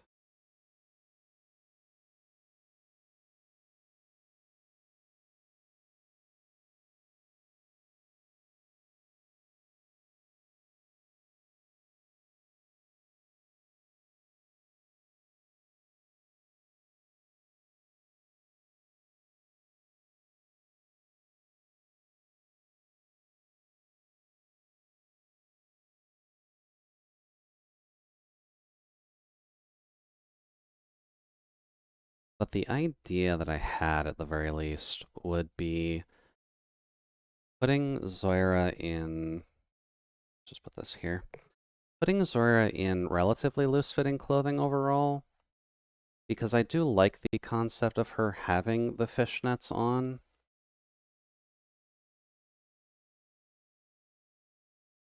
So the idea at least would be a crop top with a very, very loose jacket on. Something that she could hike up if she needed to, but not something that she wears very properly. And then the crop top would probably let me add some, not personal branding, but just give her something to express herself with.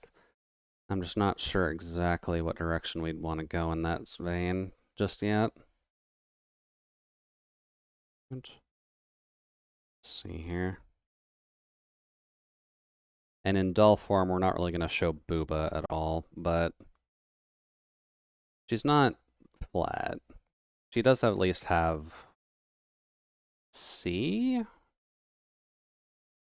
Yeah, probably C sized breasts. So they would be there, but nothing super ginormous or anything.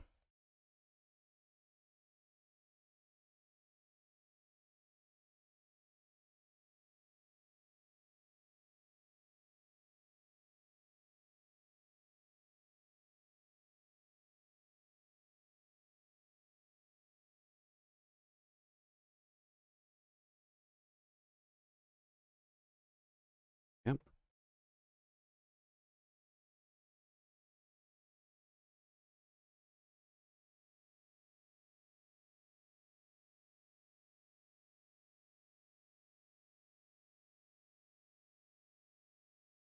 Although fully drawing out the fishnet is definitely going to be a problem.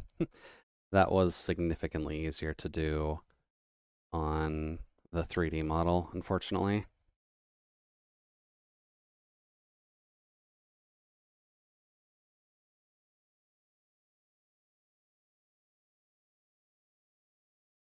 But this will at least get the idea across for now.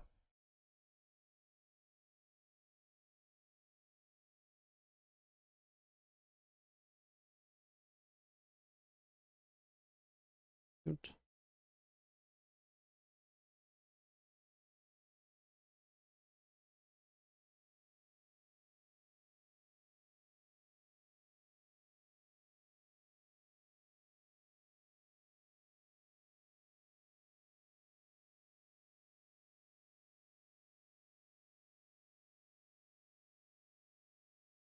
There we go.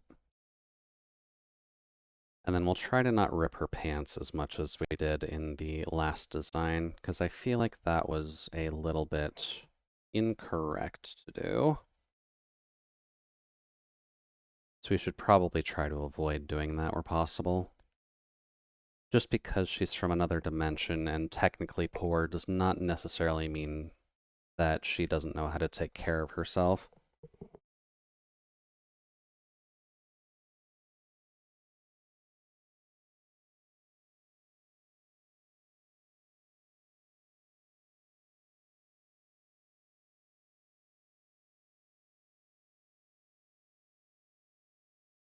Let's see here. This would still be...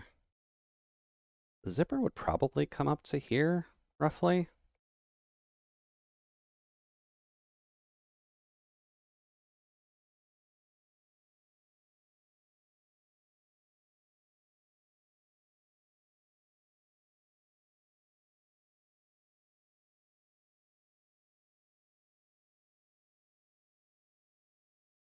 do.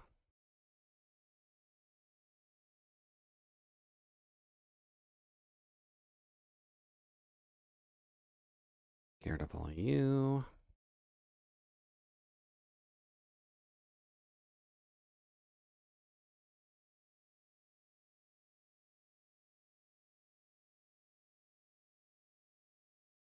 There we go.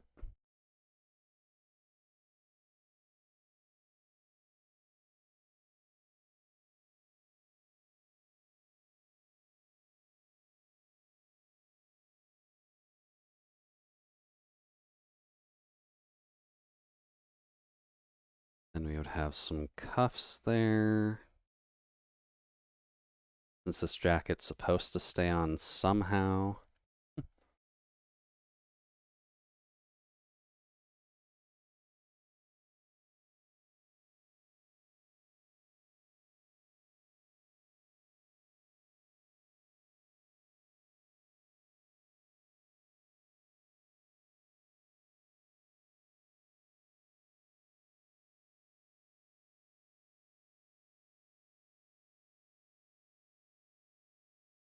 Here.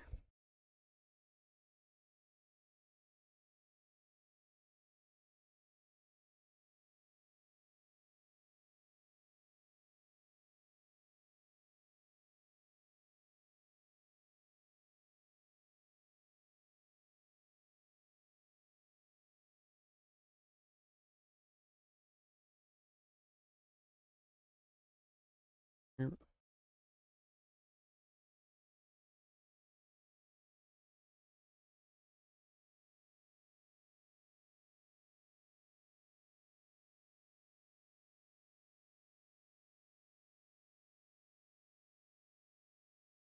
Where would we actually bring pants down to for you?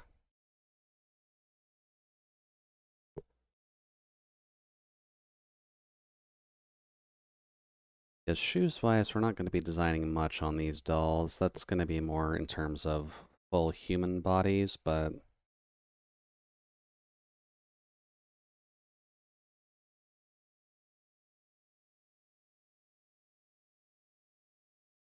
don't think it'd be too far out of the realm of her wearing Converse or something similar to that.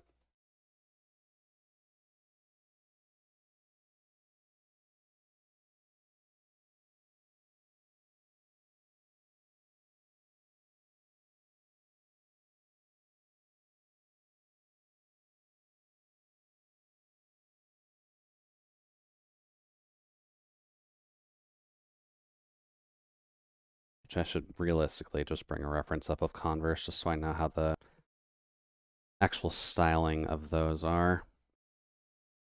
But we're kind of needing to just shrink it for this anyway, so we don't gotta worry too much about that.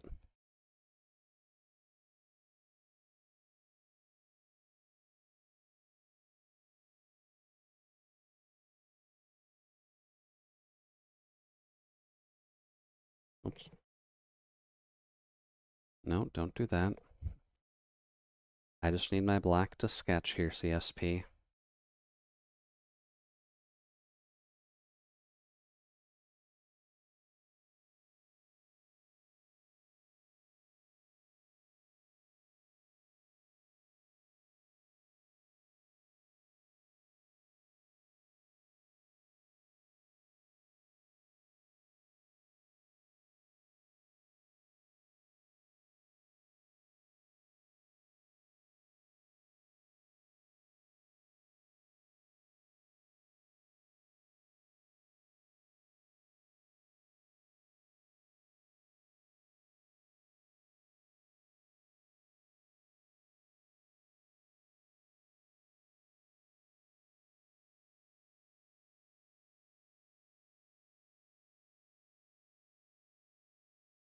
And then in the future, I suppose if folks would want to see it, we could try to do Zoira in 3D, since she is technically the most humanoid of the characters that I'd be able to do.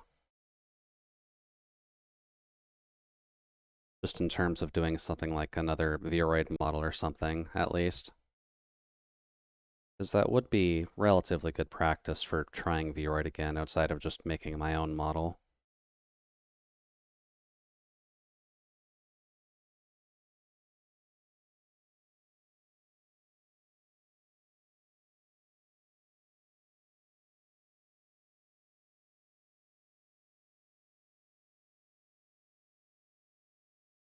There we go. And then stand in for laces.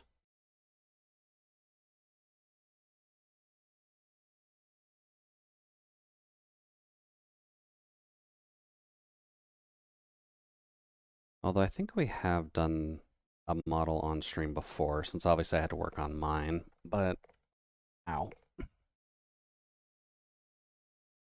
It is always an open idea, since there are people who are usually curious about how people actually make the 3D models, since there are obviously the high tier groups that are able to do it in Blender and all the other modeling programs, but then some of us do kind of have to stick to Vroid magic still. So it's not always an option for folks. Let's see here, this would probably still be here, so.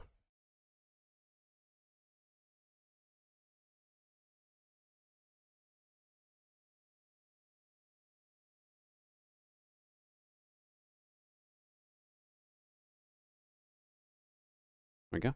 Remember, Blender is always just one letter away from blunder. You're not wrong there, Omega. You're not wrong there. Blender is a good program, but a good program if you know 100% what you're doing with it, which, if you're still a noob at it, it's not the easiest thing to use. I still need to actually finish the donut tutorial to figure out everything that's going on, and actually internalize all of the rulings that come with Blender systems. Because I know that part's certainly not easy.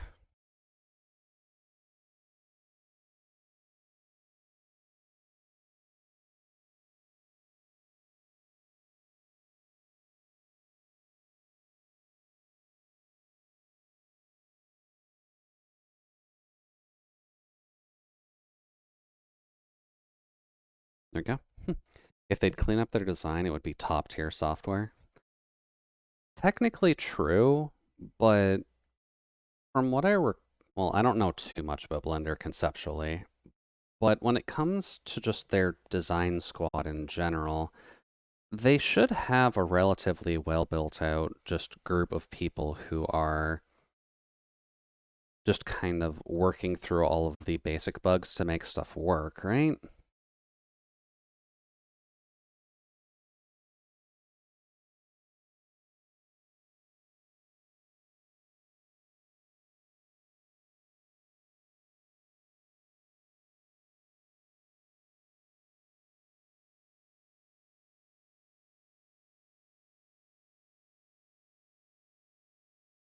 And I mean, it's not the prettiest system, but people are at least making it work.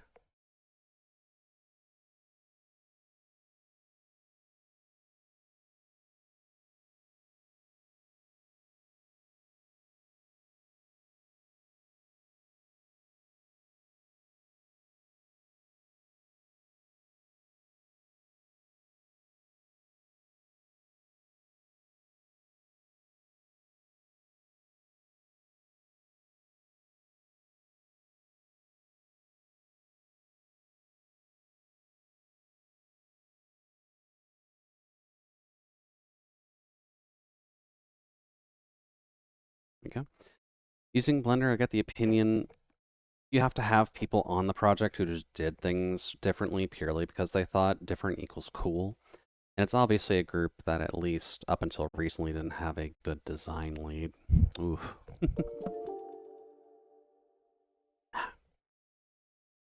And welcome in Jikaren. Kind of awkward when you don't have a U tied to there, but welcome in. Hopefully the evening's running well on your side so far. We're just doing some character design of one of my older characters, but how is things on your side so far? And by all means, let me know how to pronounce your name, because I probably messed it up there.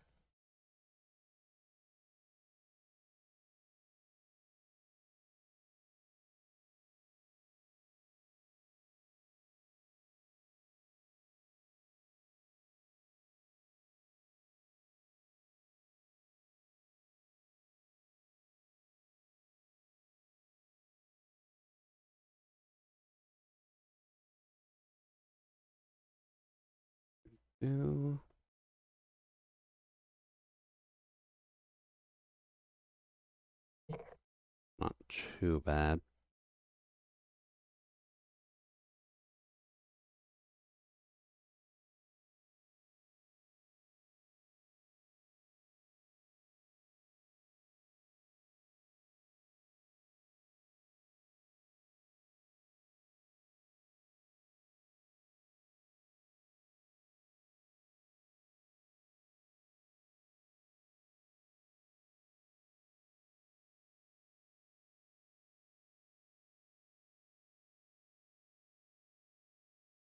Let's just try blocking out colors on this to see how it's currently looking. I may be a little bit off on form right now.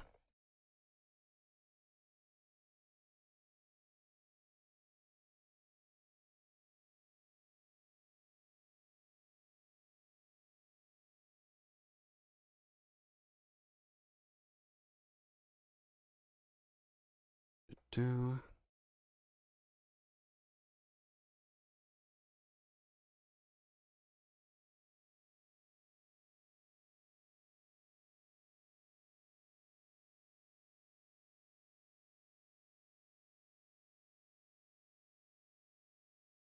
Do.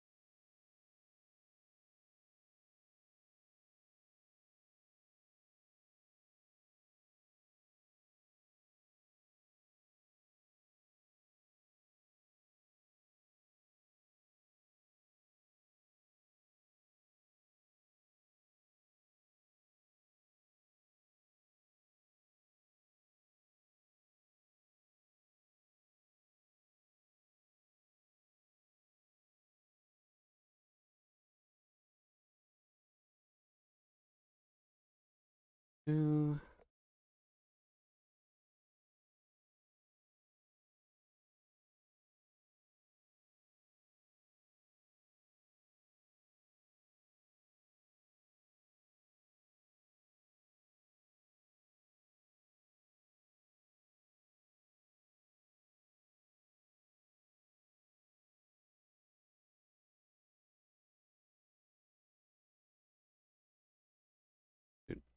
Do.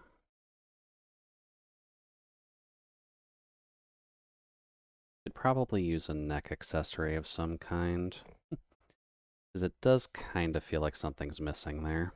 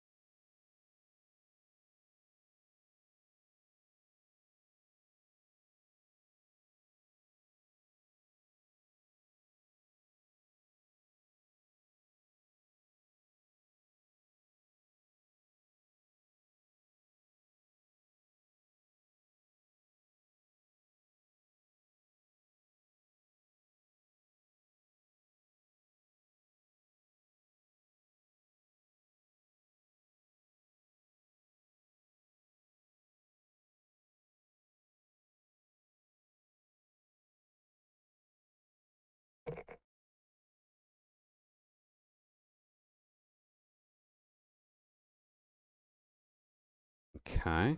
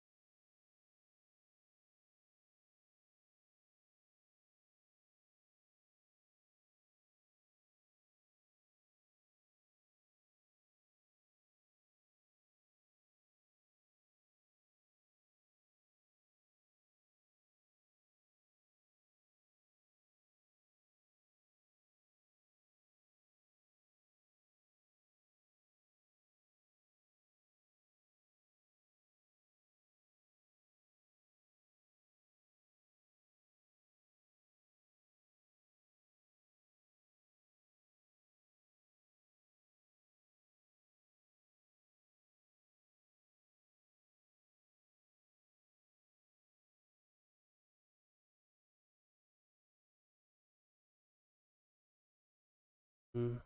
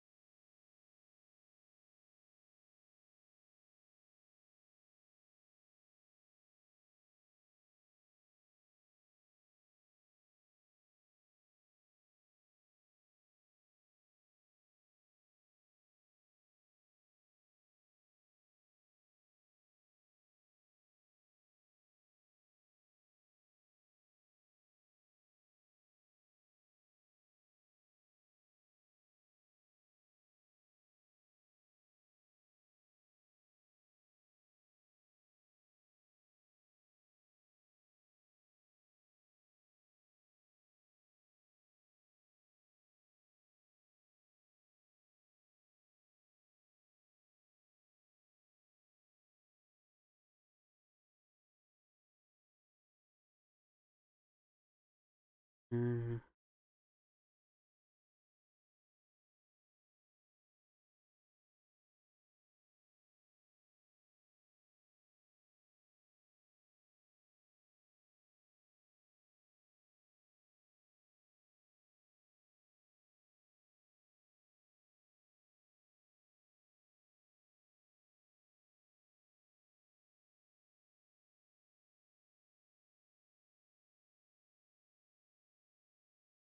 Here.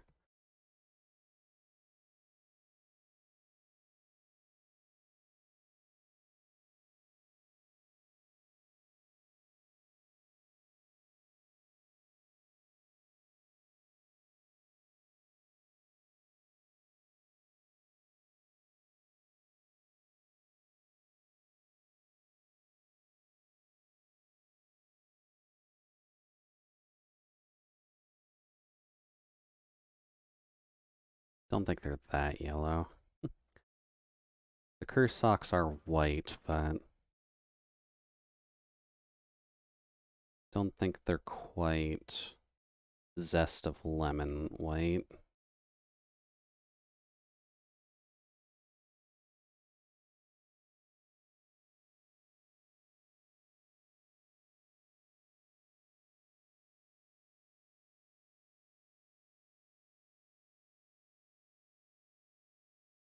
I believe that would technically be the white. Those sound like some delicious socks. I would be a little bit worried, though, if someone decided to walk on by and kind of just sniff the air, smelling a hint of lemon, only to then kind of fall back and be, oh, madam, I see you're wearing the Eau de Lemon socks that were recently shown off in France. Would you mind if I licked them? Don't think it would go over well, just personally thinking.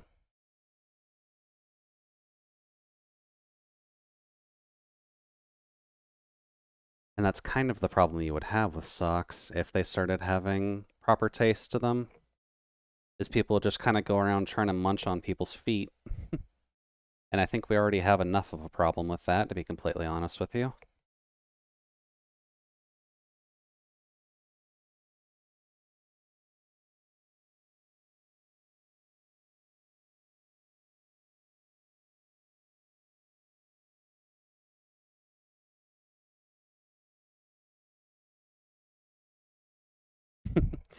Oh no. Omega, please don't start getting people interested in licking people's socks. Figured the underwear gnomes would be enough. We don't really need sock goblins.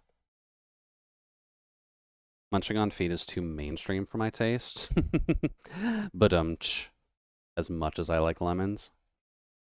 Well, we're certainly not going to be forcing you, Omega. Dude, too much. Definitely not going to be forcing you, but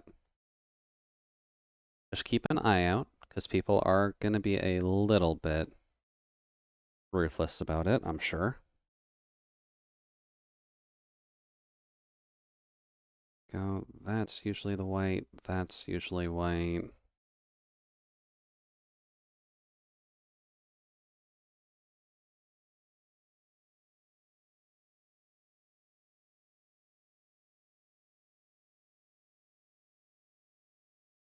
Yep. There's very basic Converse-esque look going for the shoes. And then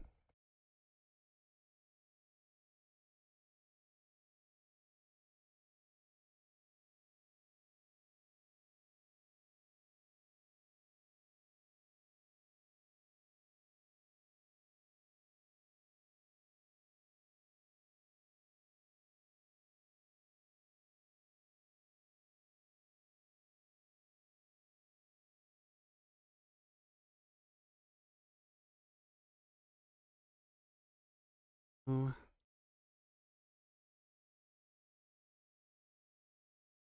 that should. Nope, there's a hole. Where did I leave a hole?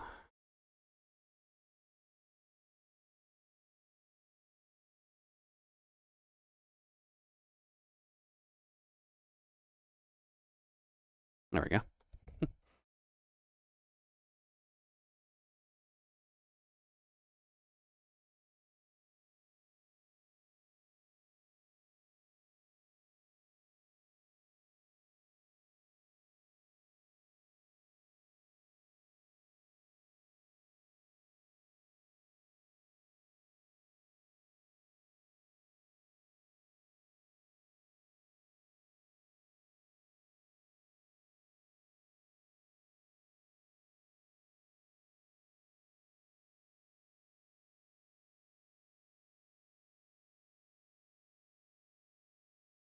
There.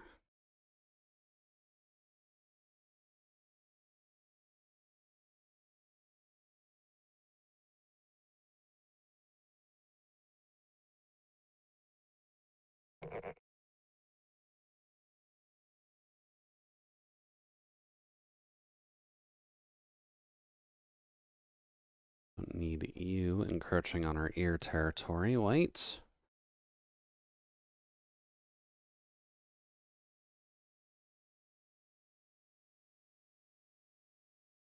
We can probably make that a little bit more saturated. Mm.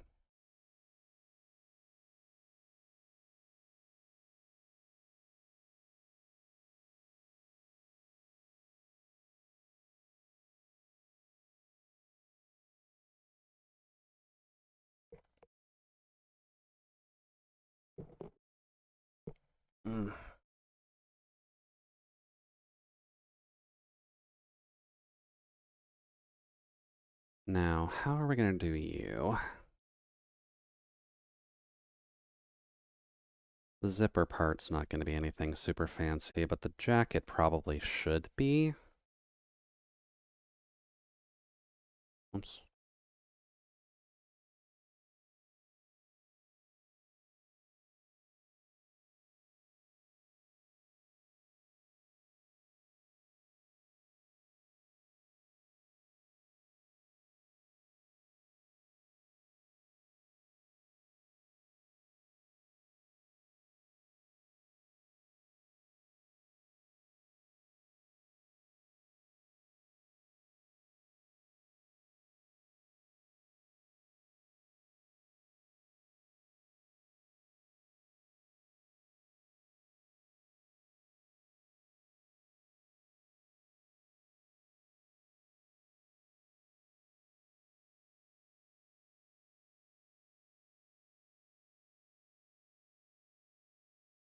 It won't have to be super different than what the old design is, but we are going to try and flesh it out a little to make it at least a little bit more advanced. Oops. Because Zora's old design just felt like someone who still had their parents buying their clothing. And it doesn't exactly suit someone who's supposed to be older and, you know, a trained warrior, or someone who's just kind of sick of existing in either their own or other people's worlds. So we want to spruce it up a little bit, but we're probably going to have to look into maybe even current design trends just to see what would work.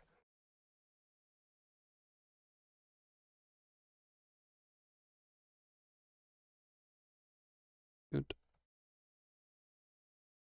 We'll figure something out for this.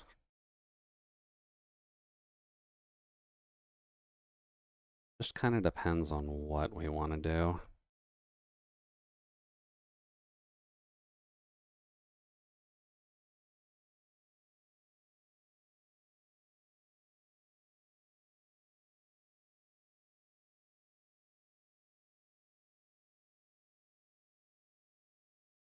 Because conceptually, that's not bad, but I think the jeans being too close to her skin tone is probably not helping.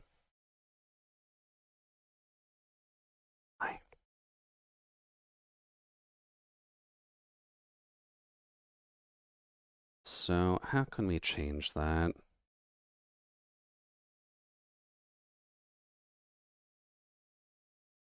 Because having blue jeans may not necessarily be the best answer to it. That would actually work.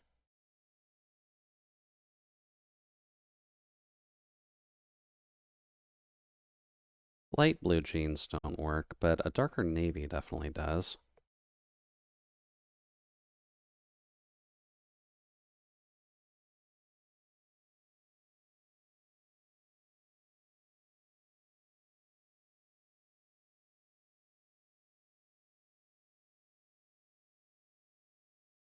Now, what would we want to do with that crop top? Because it's definitely missing something here.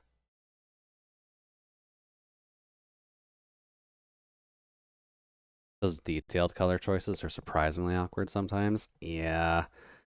When you're starting to get into the more detailed, like, character designs, you need to be careful about what color directions you want to actually add into everything, because you don't want things to mix in a bad way in terms of color clashing. Also, part of the reason this looks off is that her hair is seemingly too short for the head. Oops.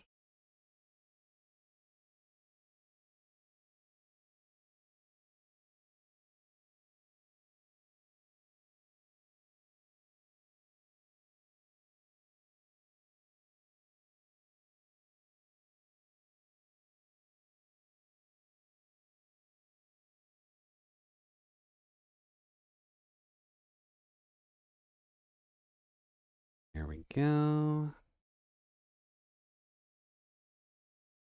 And we missed some of the lines anyways.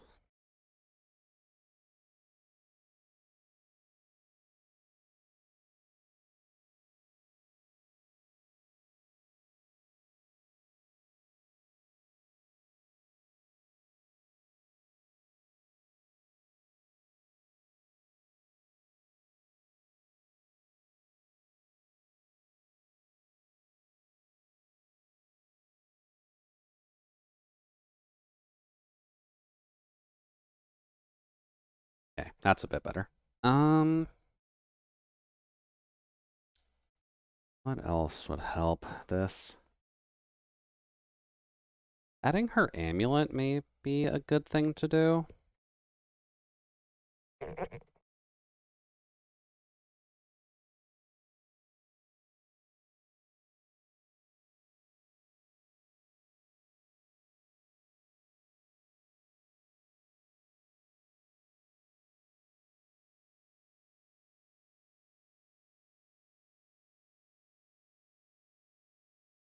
But this is making it look too much like a dog collar.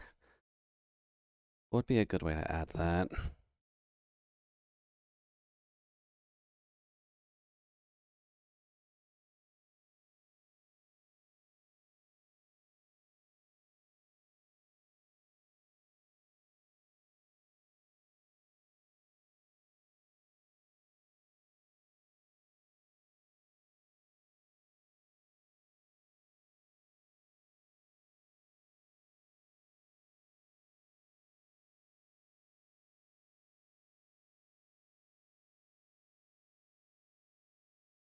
Yeah, because that doesn't really fit.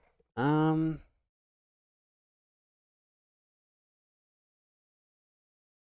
would be a good thing to fill in that space?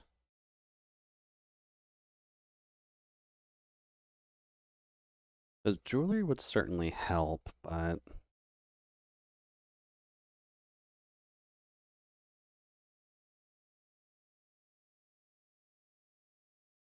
What if we do something like this?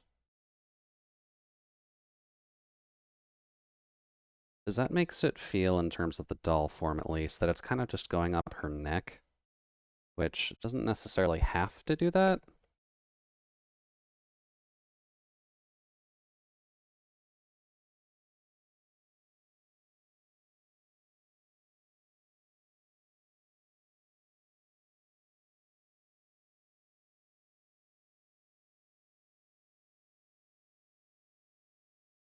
That is kind of why we at least cuffed it off on the original 3D model, at least.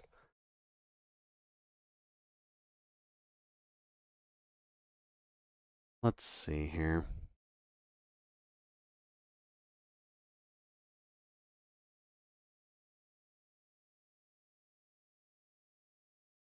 Is there anything I could give you that would fit here? A brooch wouldn't work. The old design with her having a scarf wouldn't really work with this design, I don't think. Because we've already got enough of a crosshatch going with that. And welcome in, I'm gonna guess Jose, but I could be wrong. Hopefully you're having a fantastic evening so far. And welcome to the cabin.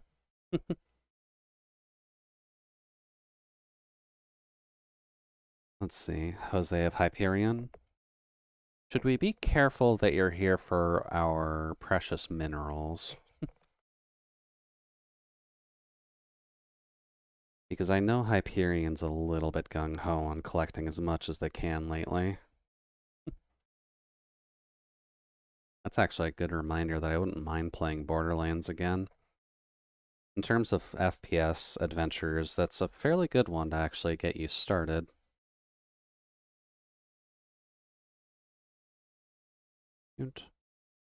But I know it does have some, not hiccups, but preferences for being more of a multiplayer thing, so I guess I've been hesitant on that one.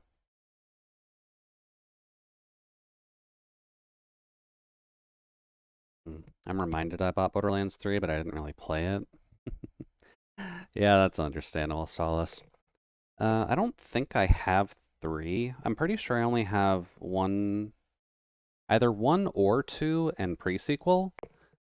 I think 2 in pre-sequel, just because of the sales that were going on at the time, kind of led me to a slightly limited conclusion of how many times I wanted to rebuy Borderlands 1. Even though it is a bit simpler of a game at the end of the day.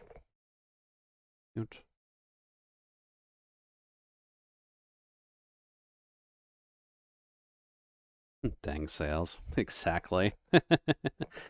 Steam sales can always get the better of you, and whether or not it's a good thing or a bad thing is really just dependent on your level of patience with Gearbox putting all their stuff on sale so constantly. Hmm.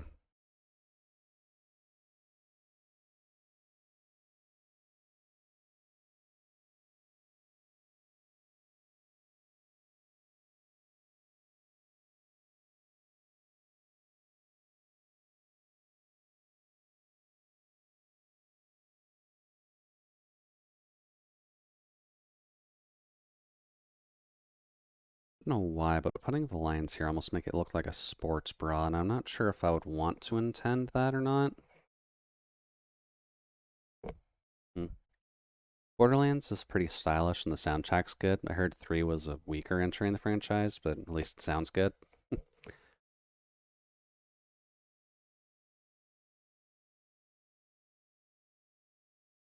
I can't say. Damn it. One sec.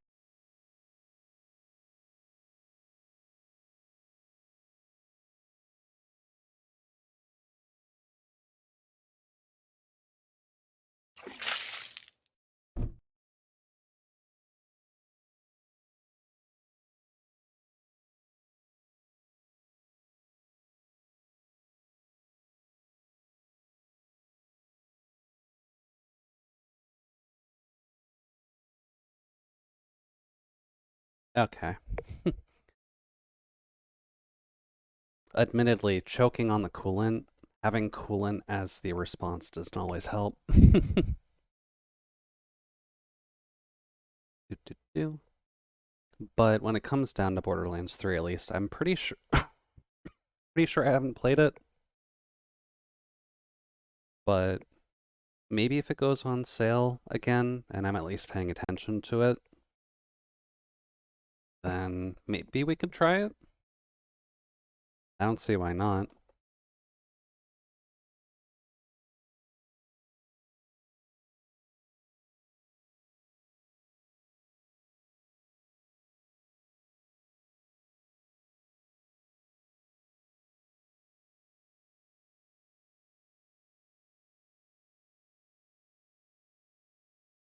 Because I'm used to playing Borderlands 1 and Borderlands 2 to some extent, where I usually played Mordecai in 1 and Zero in 2.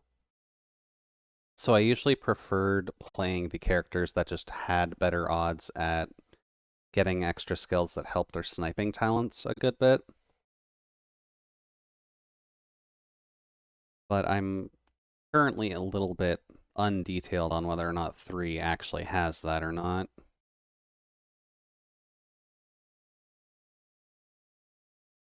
Eh,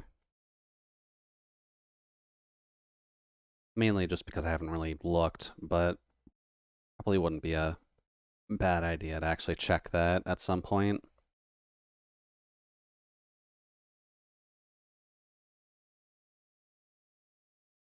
Hmm.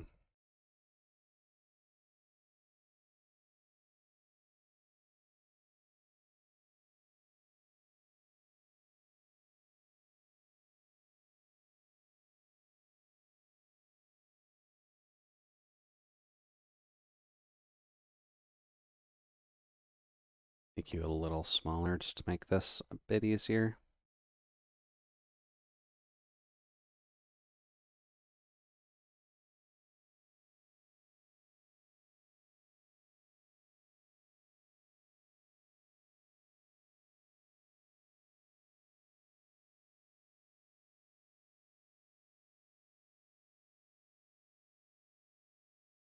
Actually, no. This part would be skin.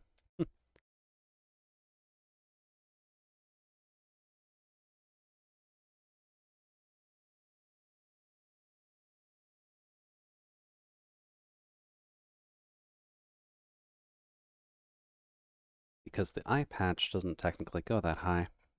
Um, what else can you do with this?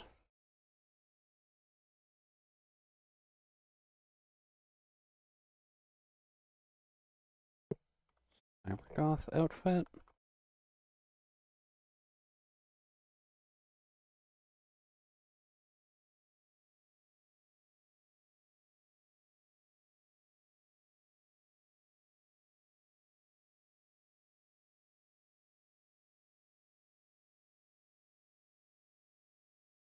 That could probably help, actually. As well as minor detailing on the shirt to help. Okay. Yeah, we can do that. Oops.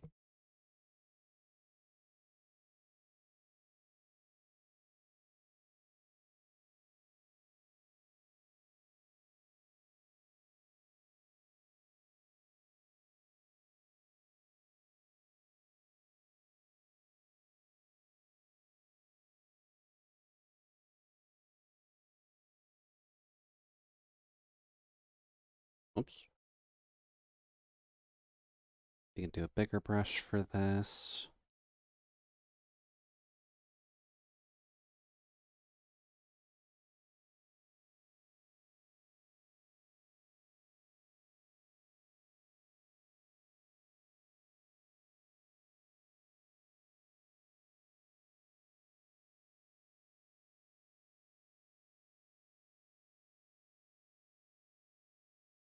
Go.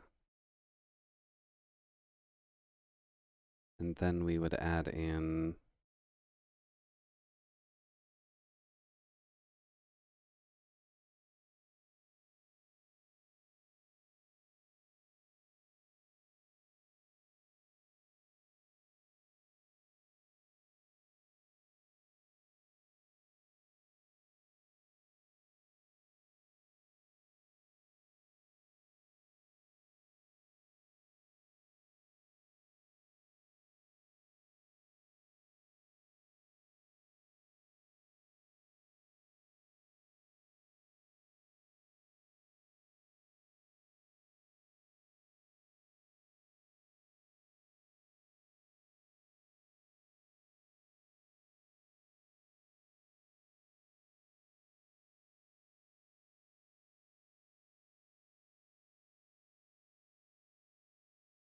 there.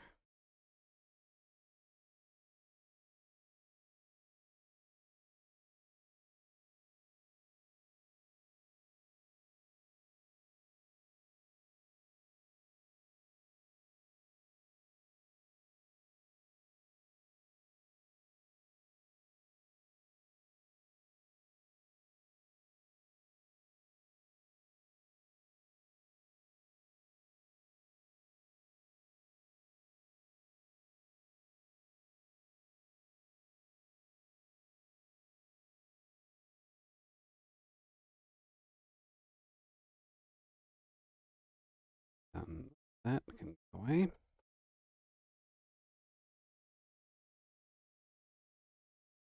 Lines here mildly unnoticeable, but that's fine.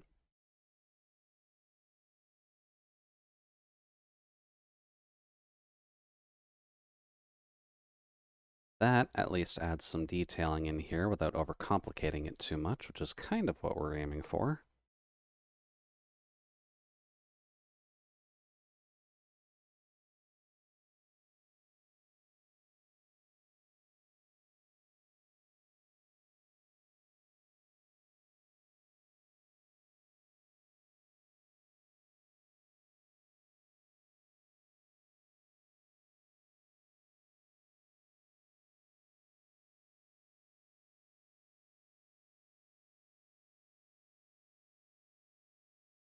A little too messy, Jude. We have to still make this readable to some extent.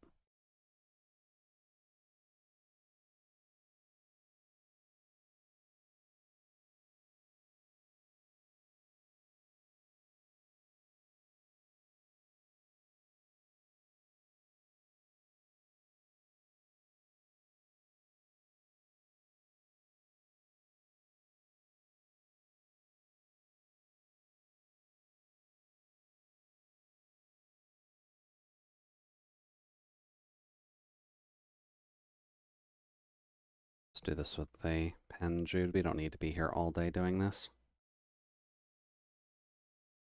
Do.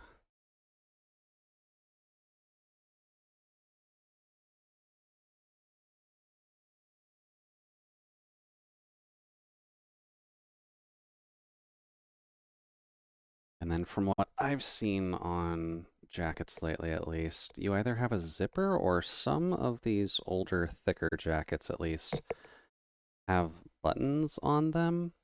So that way you can keep the pocket secured and closed.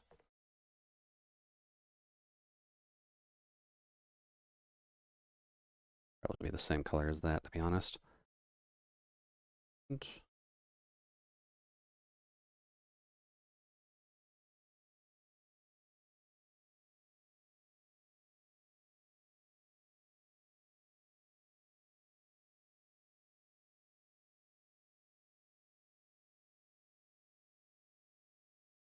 And then with you,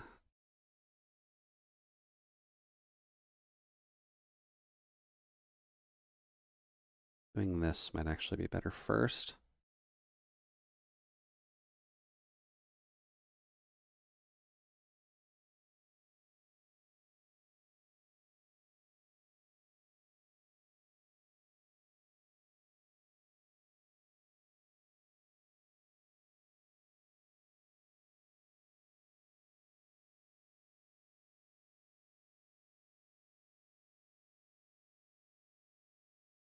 Hmm.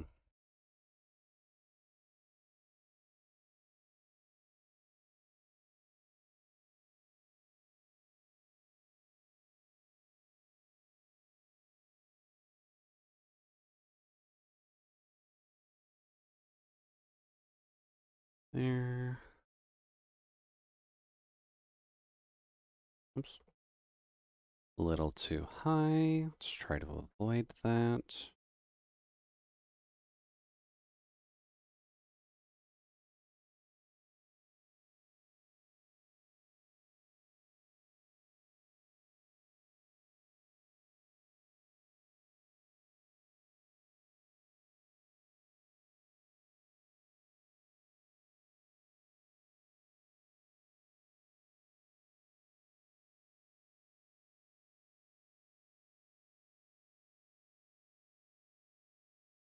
And then another common-ish trend in cybergothy-esque design would almost be functionally having belts everywhere, which we don't 100% need during this.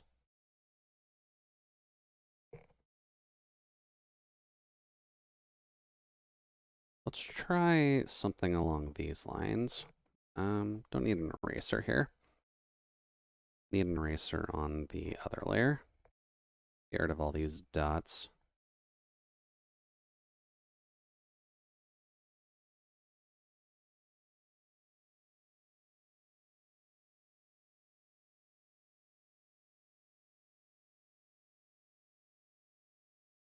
Hello, lights flickering.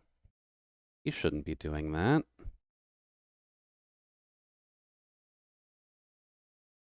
There's no storm or anything happening today, so you don't have any right to.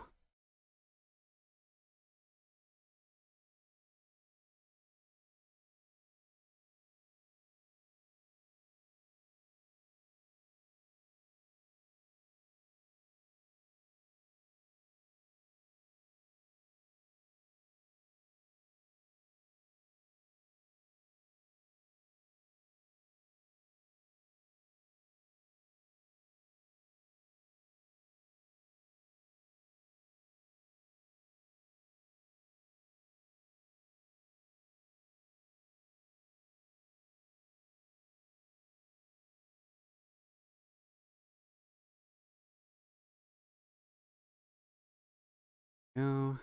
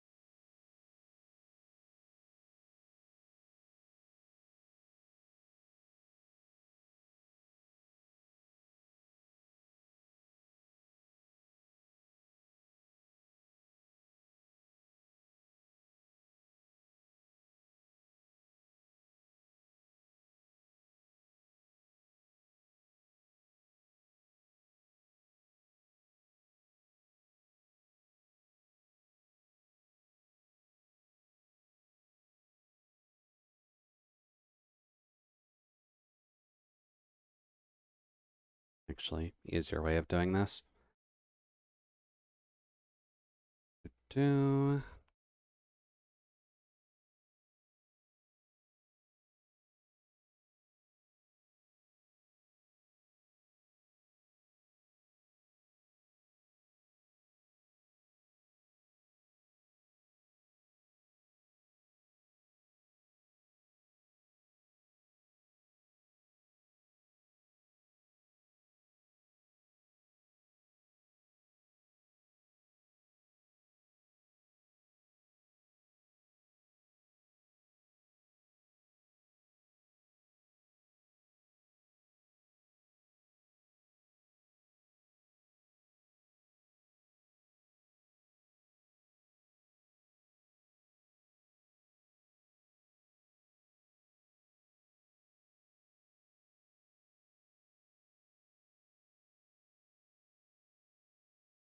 hmm. Idea is there, but maybe not with the laces. That doesn't 100% fit when this is supposed to be over the chest. Oops. Here. But what would fit?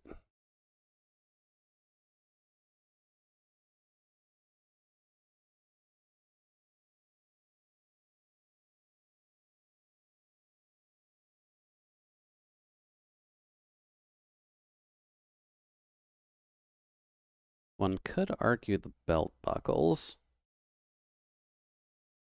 but how would I make that fit?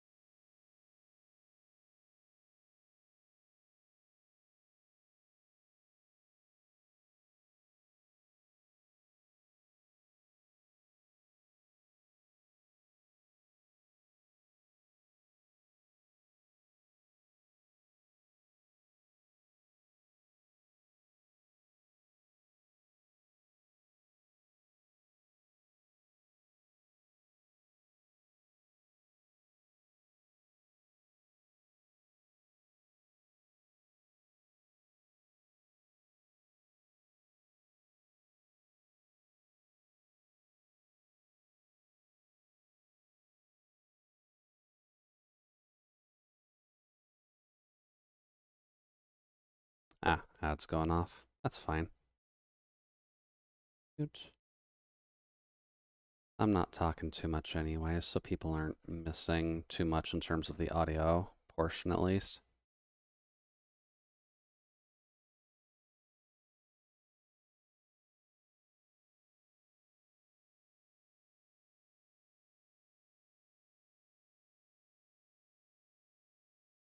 Yeah. Sadly, we haven't had any mixes come up as of late that were of songs that I remember.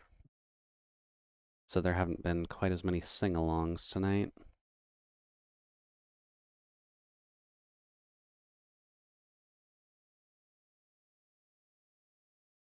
Yep.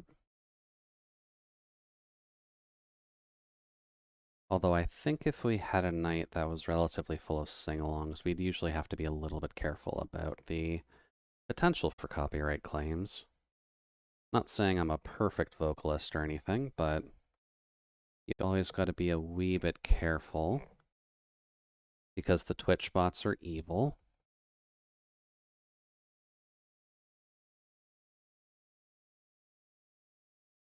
And we don't necessarily want to give them everything that we do.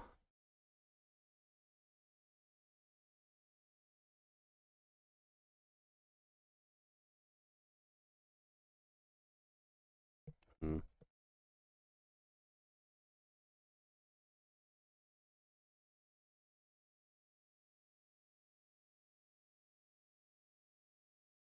No, that's not what I wanted.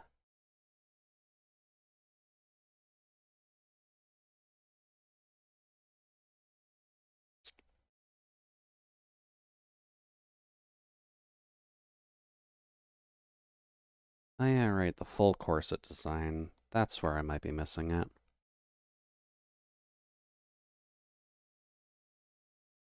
We don't realistically need her belly showing, so we could try that.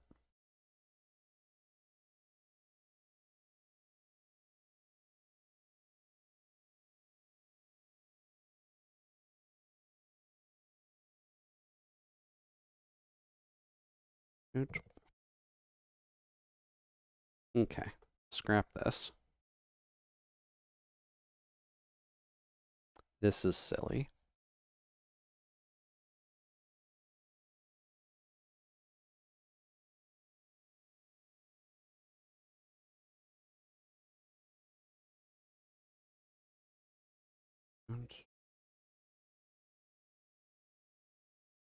Get rid of all of this.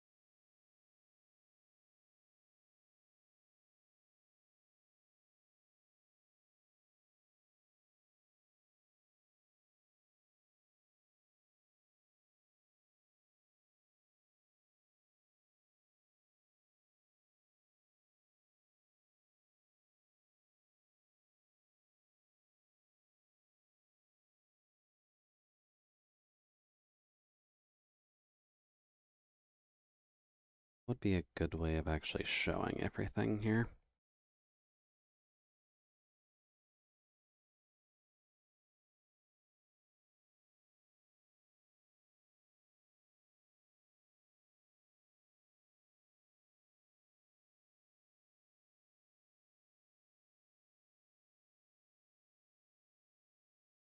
Yeah.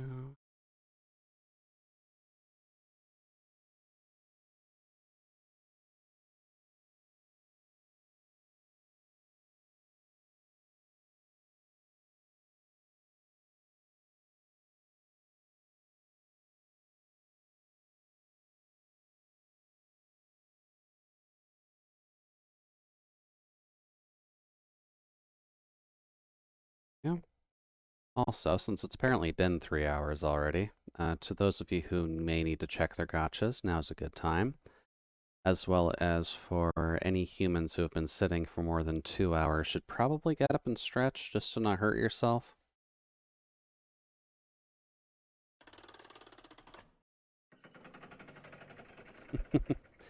And now is kind of a good time for me to do it as well.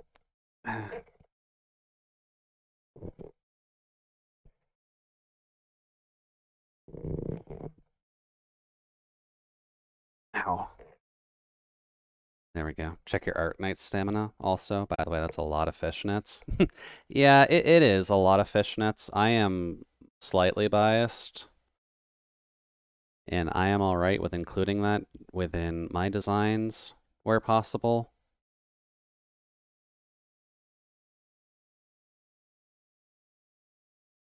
Also, hi Nano.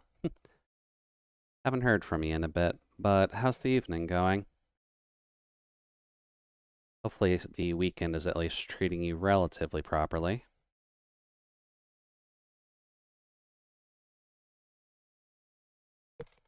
Ow. And I think I'm good on my Arcanite sanity. Okay, yeah, I still have pressed it a couple times.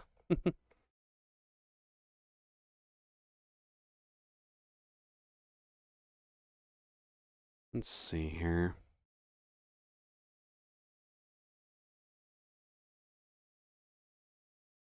Don't think we would need the full Satanic Star harness, but I do kind of like having the slightly shinier corset-ish design for that.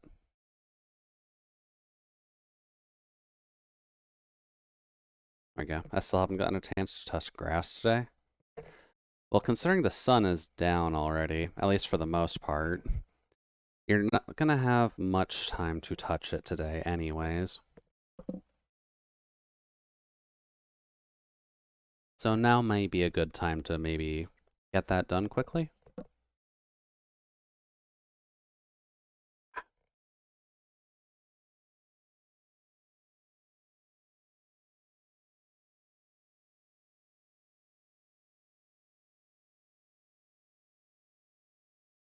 Let's see here.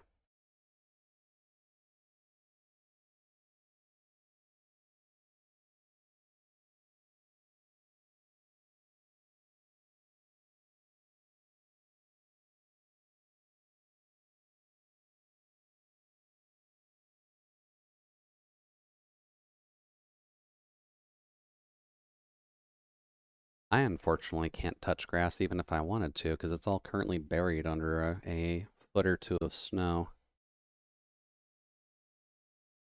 So for anyone else who's enjoying the winter storm, hopefully you can enjoy it to the fullest.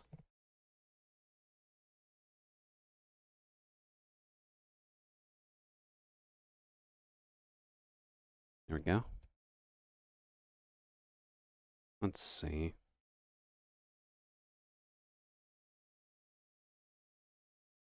There we go. Also, snow's coolant.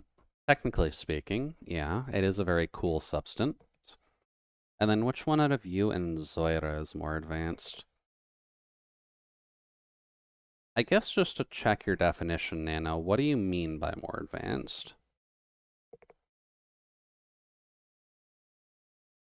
Because by the logic I'm thinking of, Jude would be more advanced, since Zoira is from a fantasy world in the first place, so she doesn't have, like, the best grasp of technology up till now.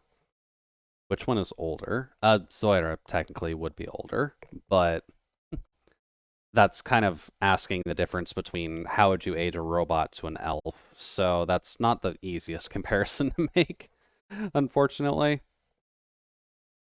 Zoira is technically smarter in her world, but since she's only been in the main sphere of the Jude-esque world, she's only been there for a few years. So at most, she's gotten, like, the language and is slowly picking up on, like, how the bus system works. But if you try and fight Zoira, she will kill you. She knows very well how to fight people and knows very well how to take advantage of other people's weaknesses. But if you ask her, hey, do you know how cars work? She's going to look at you funny and ask, what's a car? Until some of the people that she hangs out with let her know it's like, it's those things that have been going down the roads.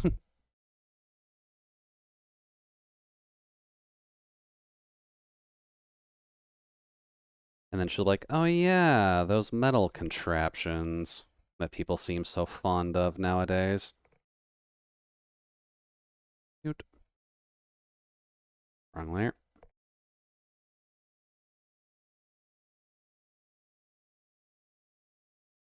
So in terms of world knowledge, at least, Zora's good. In terms of technology-based knowledge, Jude would beat her by a mile.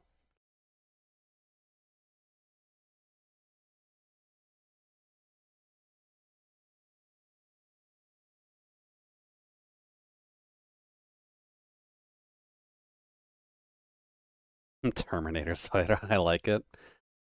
She is kind of a Terminator in some degree, but not quite on the robot degree. Zoira still is very much flesh, blood, and magic, but her level of magic is very, very limited. At most, I have given her the ability to, like, see in the dark, like most Drow would be able to do, since they are an underground race. And thanks to Beelzebub, she was given the ability to summon dragonflies, but that's really all she's got in terms of the magic power. Everything else is just very, very combat and physical. So what would a Jude doll drawn by Zoira look like?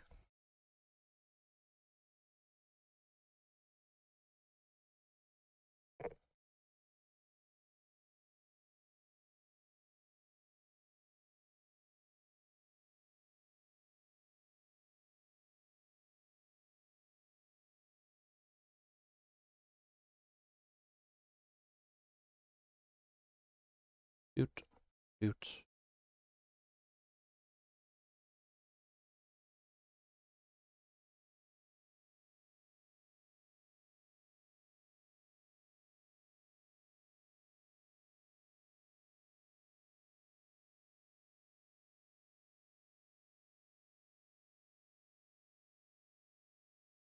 Do,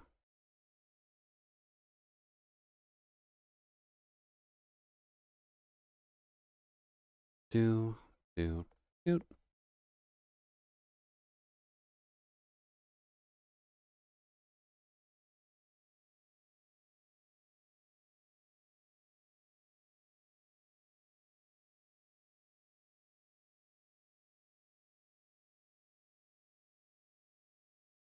Mm, mm, mm, mm, mm.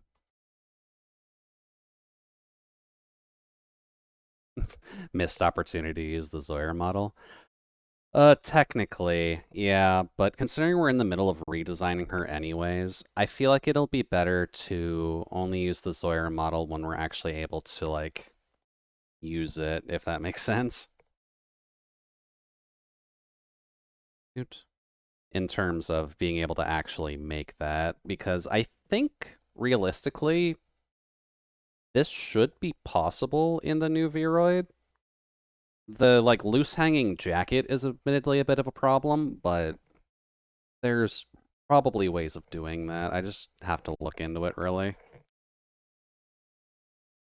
But yeah, Zoira can't draw. Zoira is dexterous, but she's not artistic. So, like, if you ask her to put a knife in someone's forehead, she can do that. Asking her to do a headshot, she will probably take you a little bit too literally and throw a knife in someone's head. Zara doesn't know what a car is, but understands refrigerators perfectly. No, no. Jude Dahl doing the acupuncture. I mean, with how little a robot's going to take care of themselves, yeah, the Jude would probably need a little bit of a buffer just in order to not absolutely be hurting at the end of the day. But since Jude's a robot, you can try poking him as much as you want. It's not going to work too much. These can also be darker.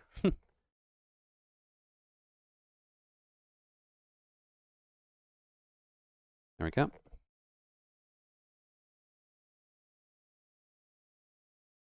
Let's see.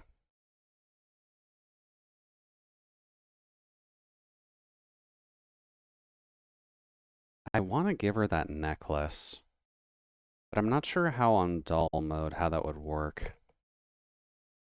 Or how well that would work, rather.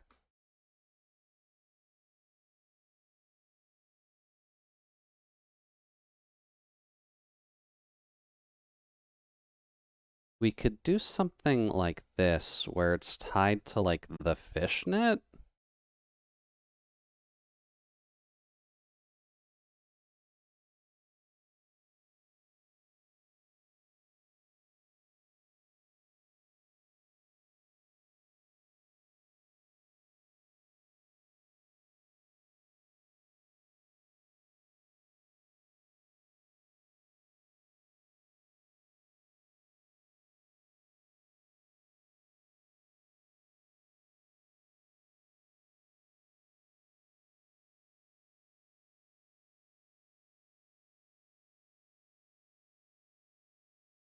That's the wrong layer.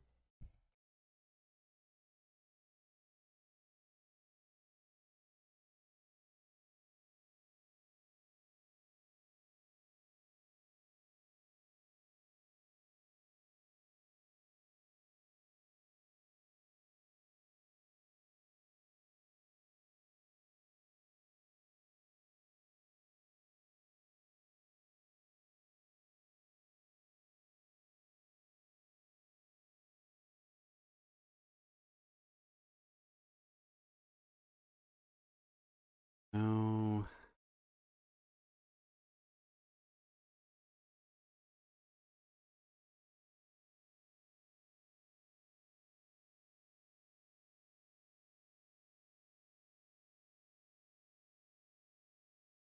Way too big.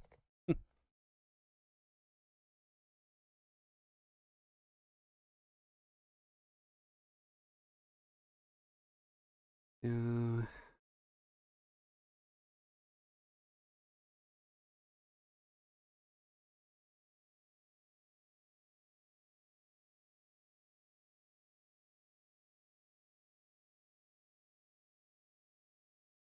And then this gem would functionally be like her last piece of home, I suppose.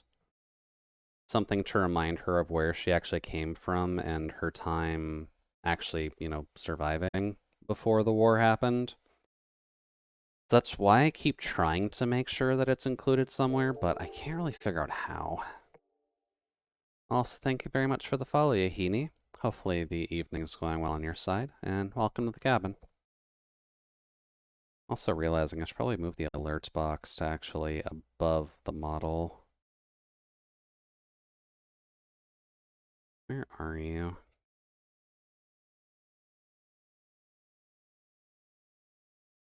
That would be the active window, which would mean you would be when I need to move. Okay, that's a bit better.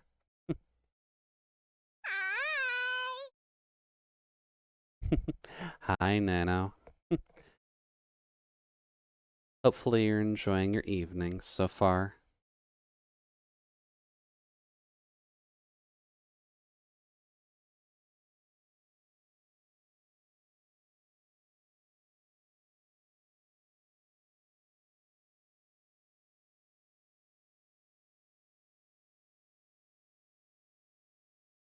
There we go. We can probably get away with a brown for a leather.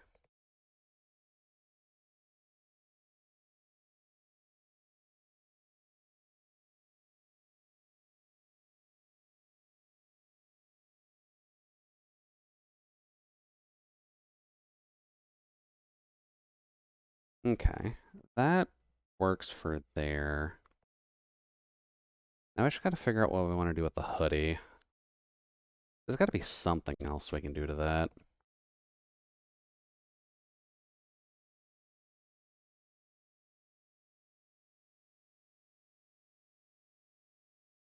Oh, wow, stream's almost over already. Okay. I guess when you're in kind of a designing headspace and you're not the quickest at actually doing it, then I guess that eats time relatively well.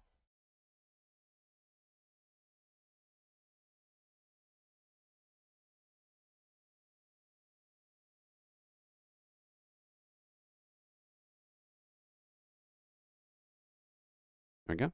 Just want to point out that the Cult of the Lamb extension is still there for me. Cult of the Lamb extension?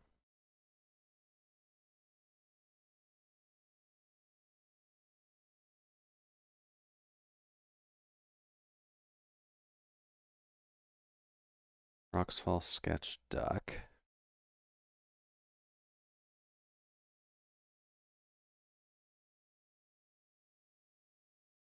I'm not actually sure which one you mean. Oh, right. I forgot that I probably should have uninstalled that a while ago. Um.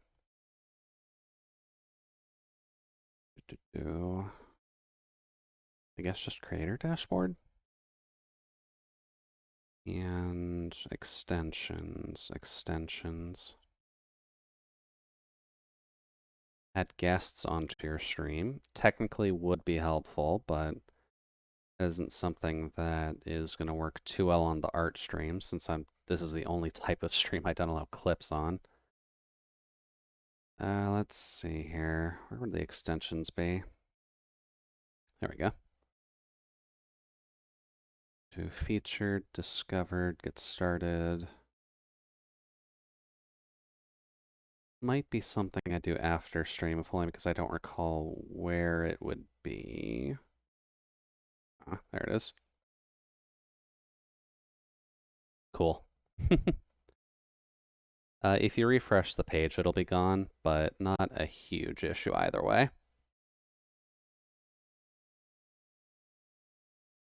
Oops.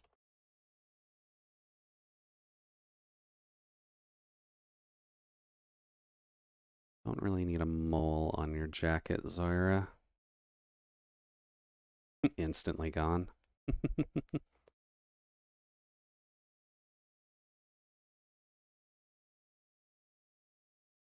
There we go.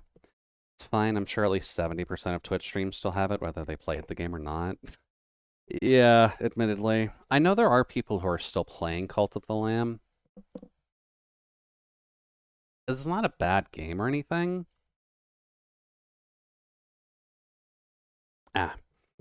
But it does kind of feel like one of those games that was basically going to be people following the hype and maybe not for much else.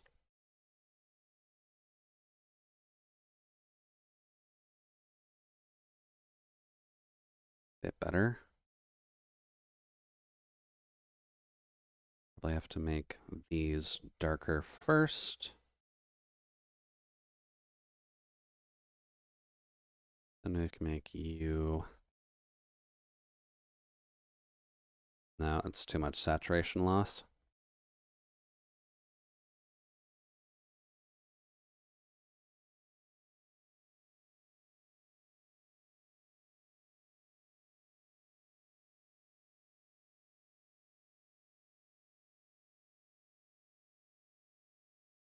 That's not too bad.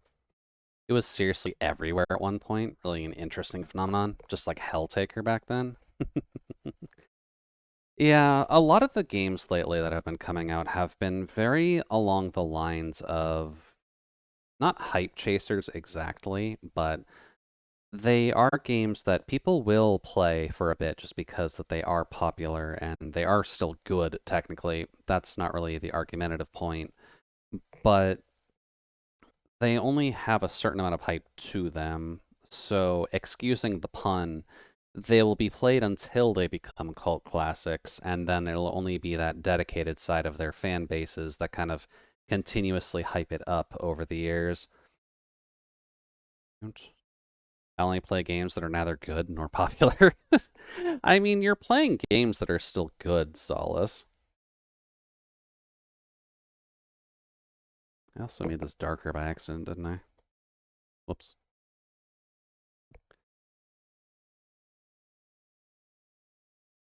I can't exactly say about popular, considering the one that you have going right now is one that Kizu kind of pointed you towards. And it's still at least good, but I'm not sure if the general gaming population really knows about its existence, unfortunately. And then, yeah, Minecraft. So you are still kind of pedaling the right train, Solace.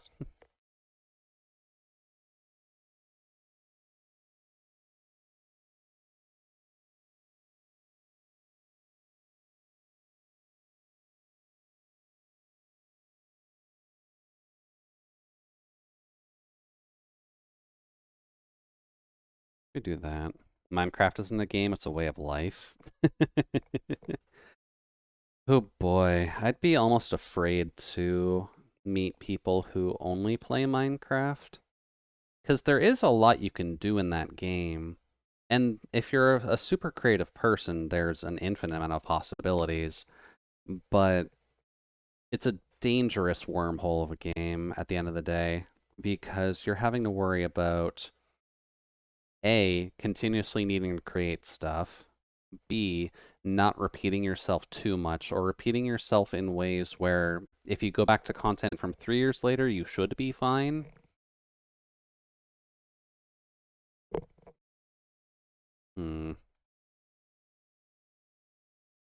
Granted, I can't really say too much considering how much I watched the Hermitcraft-esque people, but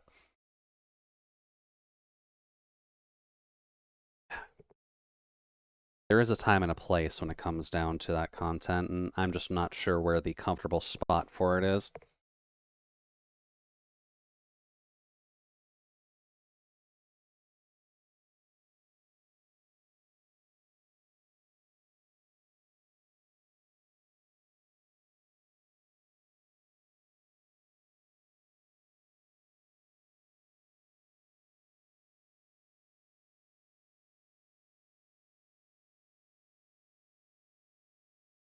There we go. I was about to mention Hermitcraft.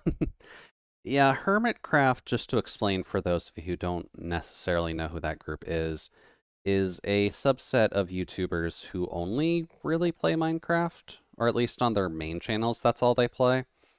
So they usually join together in a multiplayer world and just craft stuff together, usually giving challenges out to keep the server community, quote unquote, together and just kind of continuously building off each other kind of thing. It's a fairly good collaborative effort just in order to keep a subset of Minecraft going like that. But it does become a slight problem, if only because of the fact that there's only so much one can do, as well as the fact that when it comes down to server progression, which I know that Solace, you've kind of mentioned this before as well, where in order to keep up content-wise, you kind of need to get the main aspects of the game out of the way, just so that way you can get to perpetual build mode. So things like the Ender Dragon are usually done within the first couple of days when it comes to servers like the Hermitcraft stuff, because you want to have the end dimension available for Ender Pearls and for the Elytra.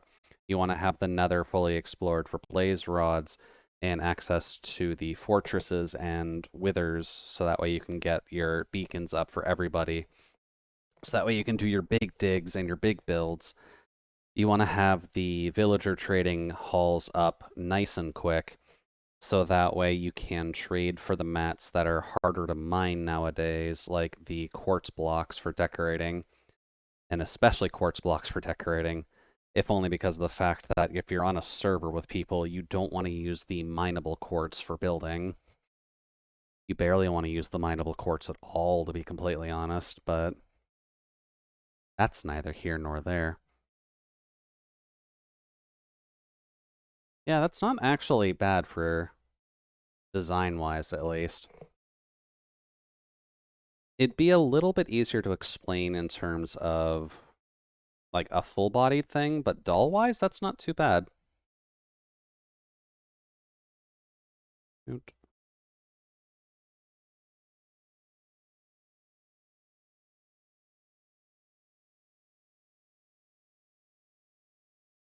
I probably should look into her hairstyle, though. I really don't know how I want to handle this. Because short and spunky technically works for her, but does she also eat bugs? No, no, no, she would eat like a regular drow would, which I would assume would be just meats. Do drow eat meat? Because I know elves usually have just some weird issue with eating other animals. What does a drow eat?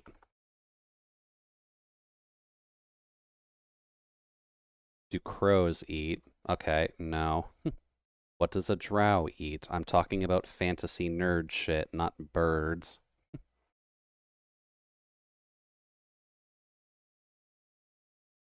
Mushroom, fungus, meat substitutes. Oh, ow, anvil. Hoot. Hey, the Kenny. Welcome in. Thank you for the anvil. Let's see. Elves chew on wood like beavers. Drow probably chew on rocks. I would wager that Drow probably would still follow the no meat thing, but the idea of eating fungus as the meat substitute does make a little bit more sense.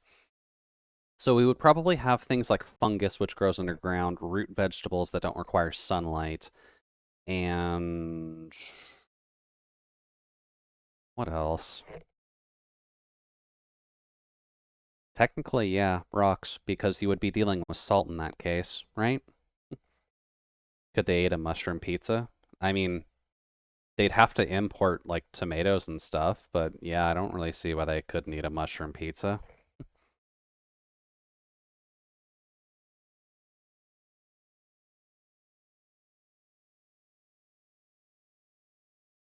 They might be lactose. Yeah, for cheese. Um, I want to say it's just a meat thing. They may still be fine with, like, milks. But I'll have to do some research because if we need to make Zoira a vegan or vegetarian, the differences do kind of matter a bit.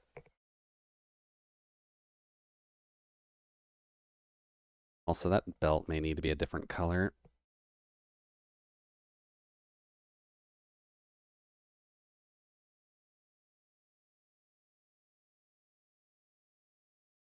Here. Let's see here. We should just ask them. Admittedly, yeah, if we were able to just kind of ask the drow what their eating preferences were, that would probably make life a little bit easier. There we go. What's the skeleton made of? Or just dissect one? Oh boy. I'd imagine that considering drows would be the same as elves, that the skeletons would probably be similar, where it's just calcium based. So just regular bones and such. There we go. Maybe the cheese is made from mushroom milk? Hmm. That's possible, yeah. And you could probably make cheese out of a few different things, really. Doesn't have to just be dairy.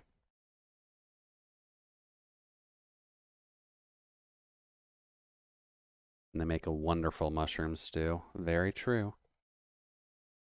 Because if you've got one main meat substitute in the first place, then you probably want to spin it in a few different ways. Do goats grow underground? Um, Omega need the calcium from somewhere. Let's see. What would have calcium? I'm sure they can if you water them daily. Yeah, admittedly, if you're giving your goat a little bit of loving treatment, they should be fine underground. Um, items with calcium in them? Vegan calcium sources? Can't you get calcium from nuts as well?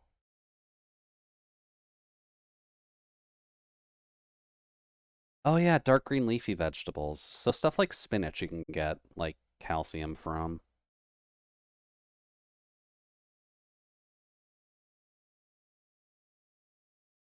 Doo-doo-doo.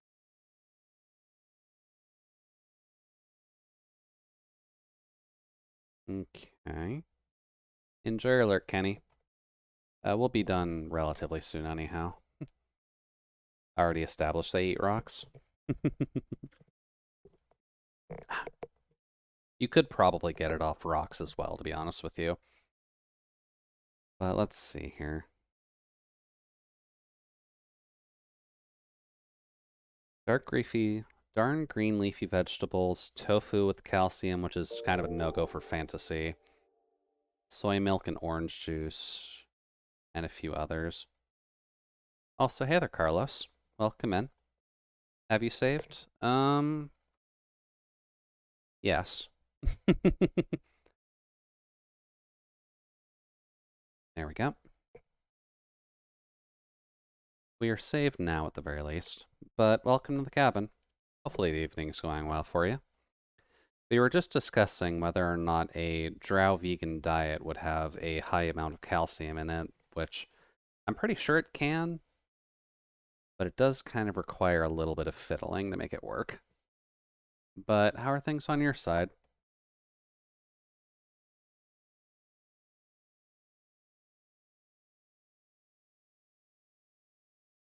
Oh, also, we are kind of just trying to redesign one of my old characters to be a little bit more modern. Ow. Which I think we're coming across okay. Perhaps they also get a lot of strontium?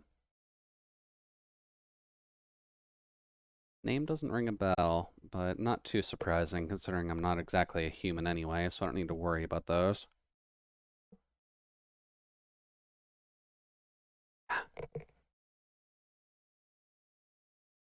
What else could we do to you, though, Zyra?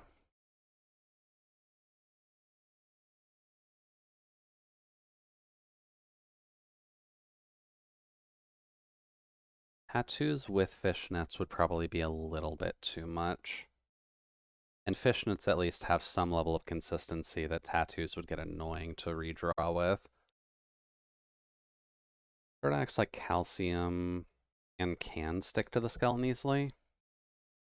Hmm. Not sure if that would be plausible for this universe, but probably something that could be looked into.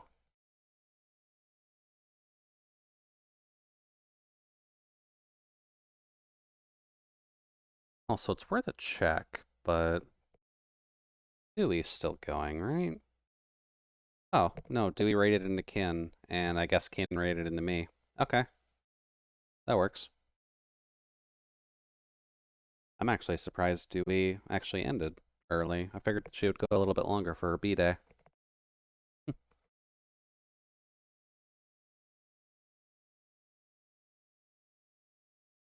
Let's see here.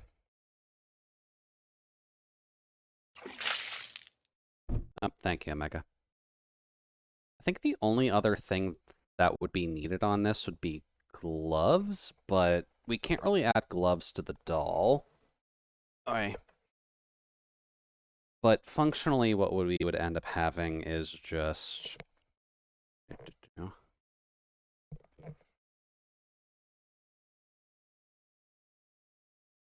See if I can just freehand this. We would have fingerless gloves, which aren't really too out there for her.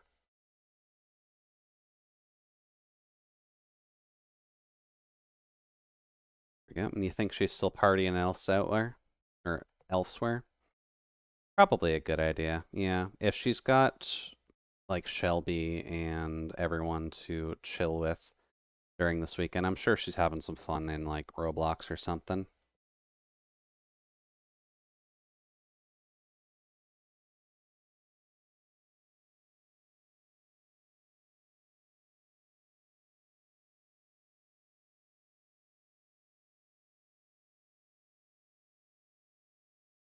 Go.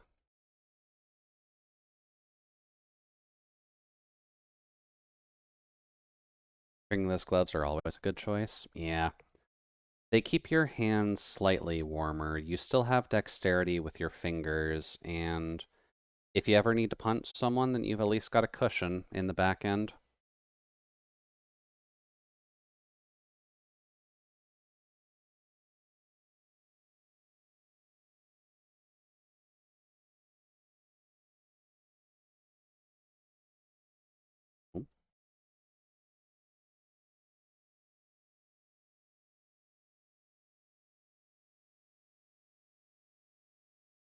Oh, hole's over there. That's why that didn't work.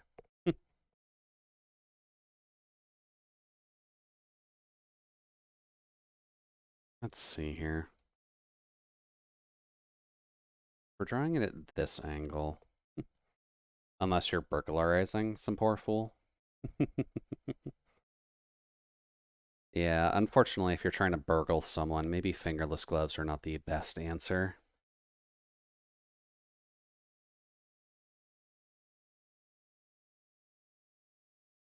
Here we go. I couldn't be there, so I hope you guys had fun. I think Dewey had a relatively fun birthday. Because I know that hers is normally on, I think it was the Wednesday?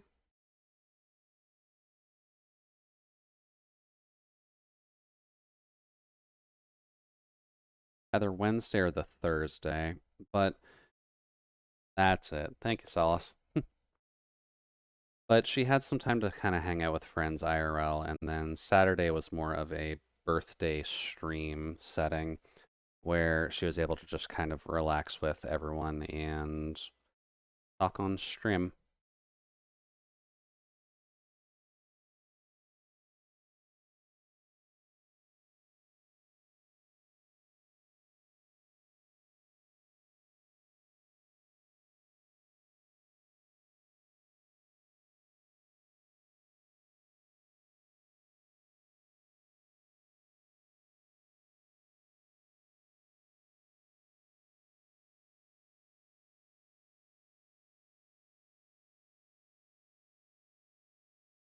Do-do-do.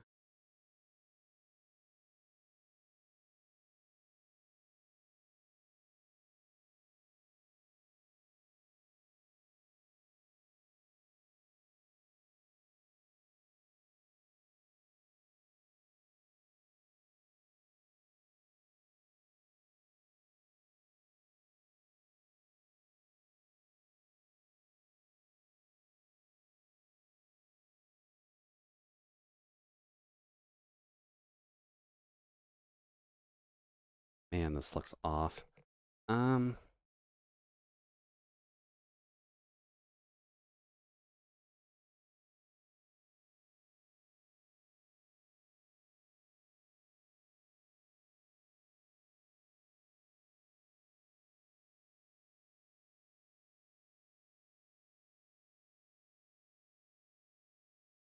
well, if there's no fingerprint ID in this universe, I guess it wouldn't matter.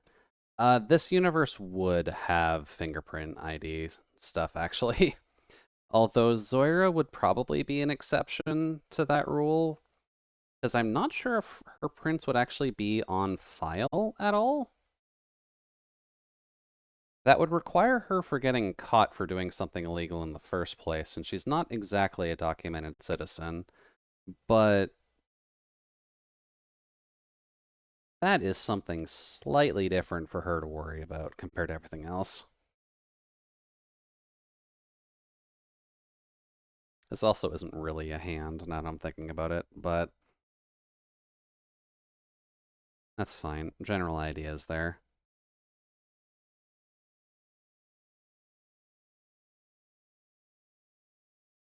And say that she just has fingerless gloves. And I guess considering the time, we are kind of getting close to wrap-ups time, aren't we? I don't know why so many people are afraid of hands. Well, I mean, a lot of people are just afraid to catch them, Omega, so you gotta at least be understandable that people are gonna be at least a little wary of them. That one's actually really clean, and you did it so quickly. I don't see it as clean, I guess is the thing. It doesn't look right to me. But, I mean drawing hands. I know, but I am a streamer. I do have to at least get a little bit of humor in here. Even though I know my humor is about as drier than the Sahara.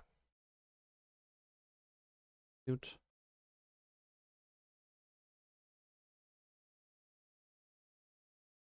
You get to be a little bit fancy. And Chewed is a comedian streamer. Oh no. If I was a comedian streamer, that would mean I'd actually have to have a sense of humor in the first place. And I think as we've demonstrated so far, I don't necessarily have that. Considering how much I just laugh at dark humor and not being able to actually share that.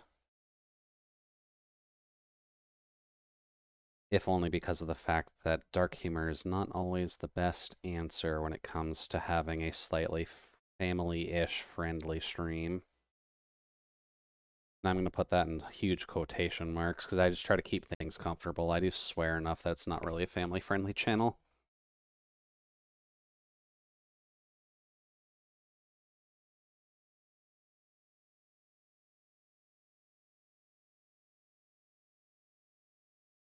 Yeah, I guess that's not too bad. I'll probably look a little bit into potential we can't have comfy dark humor streams. I mean, that mildly depends. Because I also would need to look into the dark humor a bit deeper, because unfortunately, dead baby jokes are not something that really work well in the grand scheme of things. Shoot.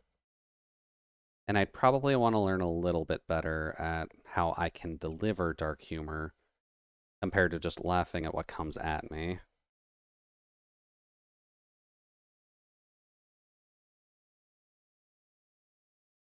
Shoot.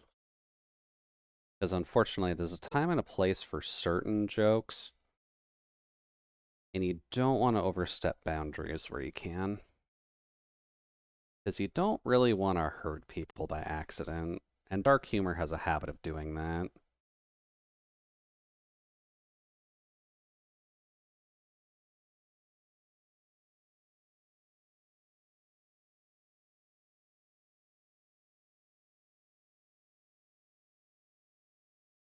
Hmm. I think just to make life a bit easier.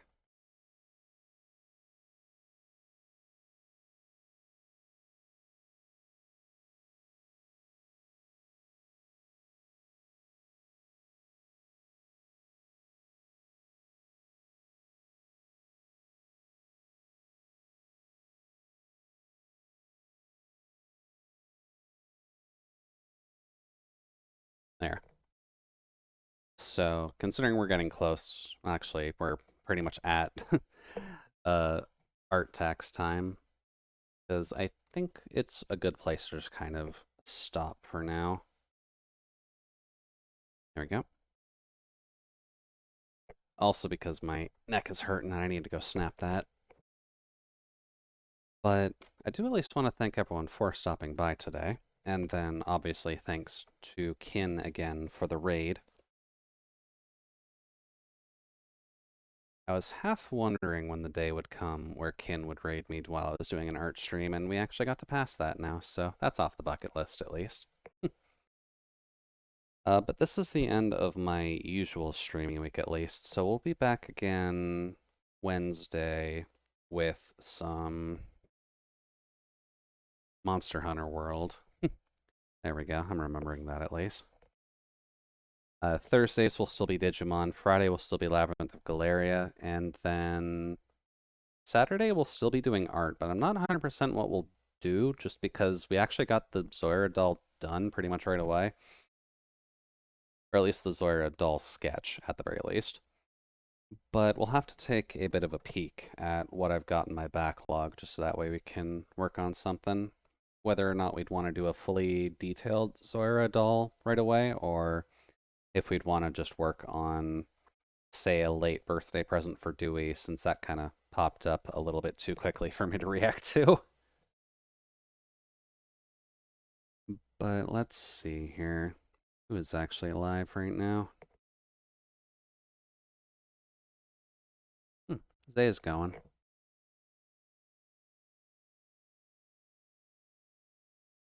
Never hurts to raid art with art.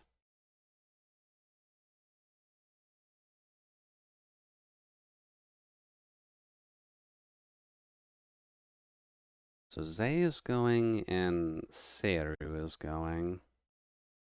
Don't think we know Seru very much. But I think we raided into them from someone else's stream before, which is why I'm following. They do have very cute art, though.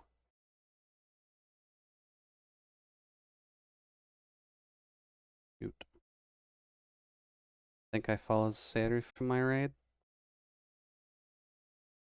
Hmm. Trying to remember where we actually saw them before, but... Cute.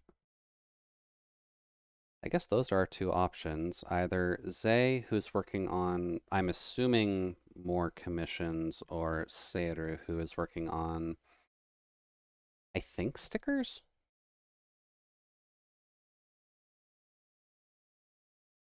And it looks like either Hololive or Nichijou stickers.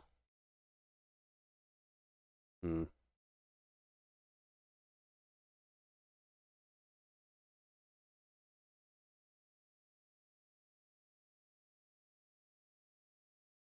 Maybe let's just pass the love on to Seiru, but we can... Saito, Seiru, Mousy. Yeah, there's technically a few people on. Mousy's definitely... Is Mousy actually doing art today?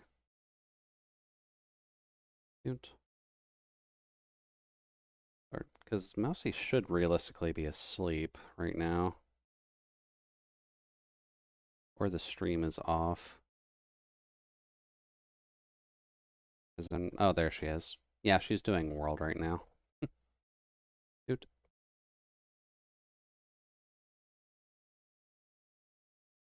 Let's see. Yeah, why don't we go right into Seiru this time? But we will, at the very least, make sure that dude, Zay is known about, since their commissions are good. Huh. Why can Stream Elements use my emotes? It shouldn't be able to, because it doesn't have a sub. Weird. It can't? It's showing them on my side, though, which is the weird part. So maybe there's just a slight glitch with the management thing?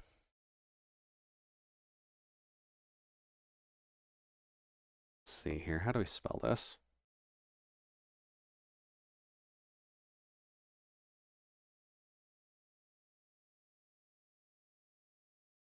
I think that's the right one? Yeah. Okie dokie. Well, let's go right into Aketo. But again, do want to thank everyone for stopping by. We'll get back to either working on a Zoira doll or maybe a full body design of Zoira, just so that way I've got something for her next week, and then the usual gaming stuff during the other days. So, been a pleasure having you in the cabin. Thank you again to Kin for the raid and for all the extra follows tonight. Hopefully you have a fantastic rest of your weekend, and I will get to talk with you another time. But for now, bye-bye. 5, 4, 3, 2, 1.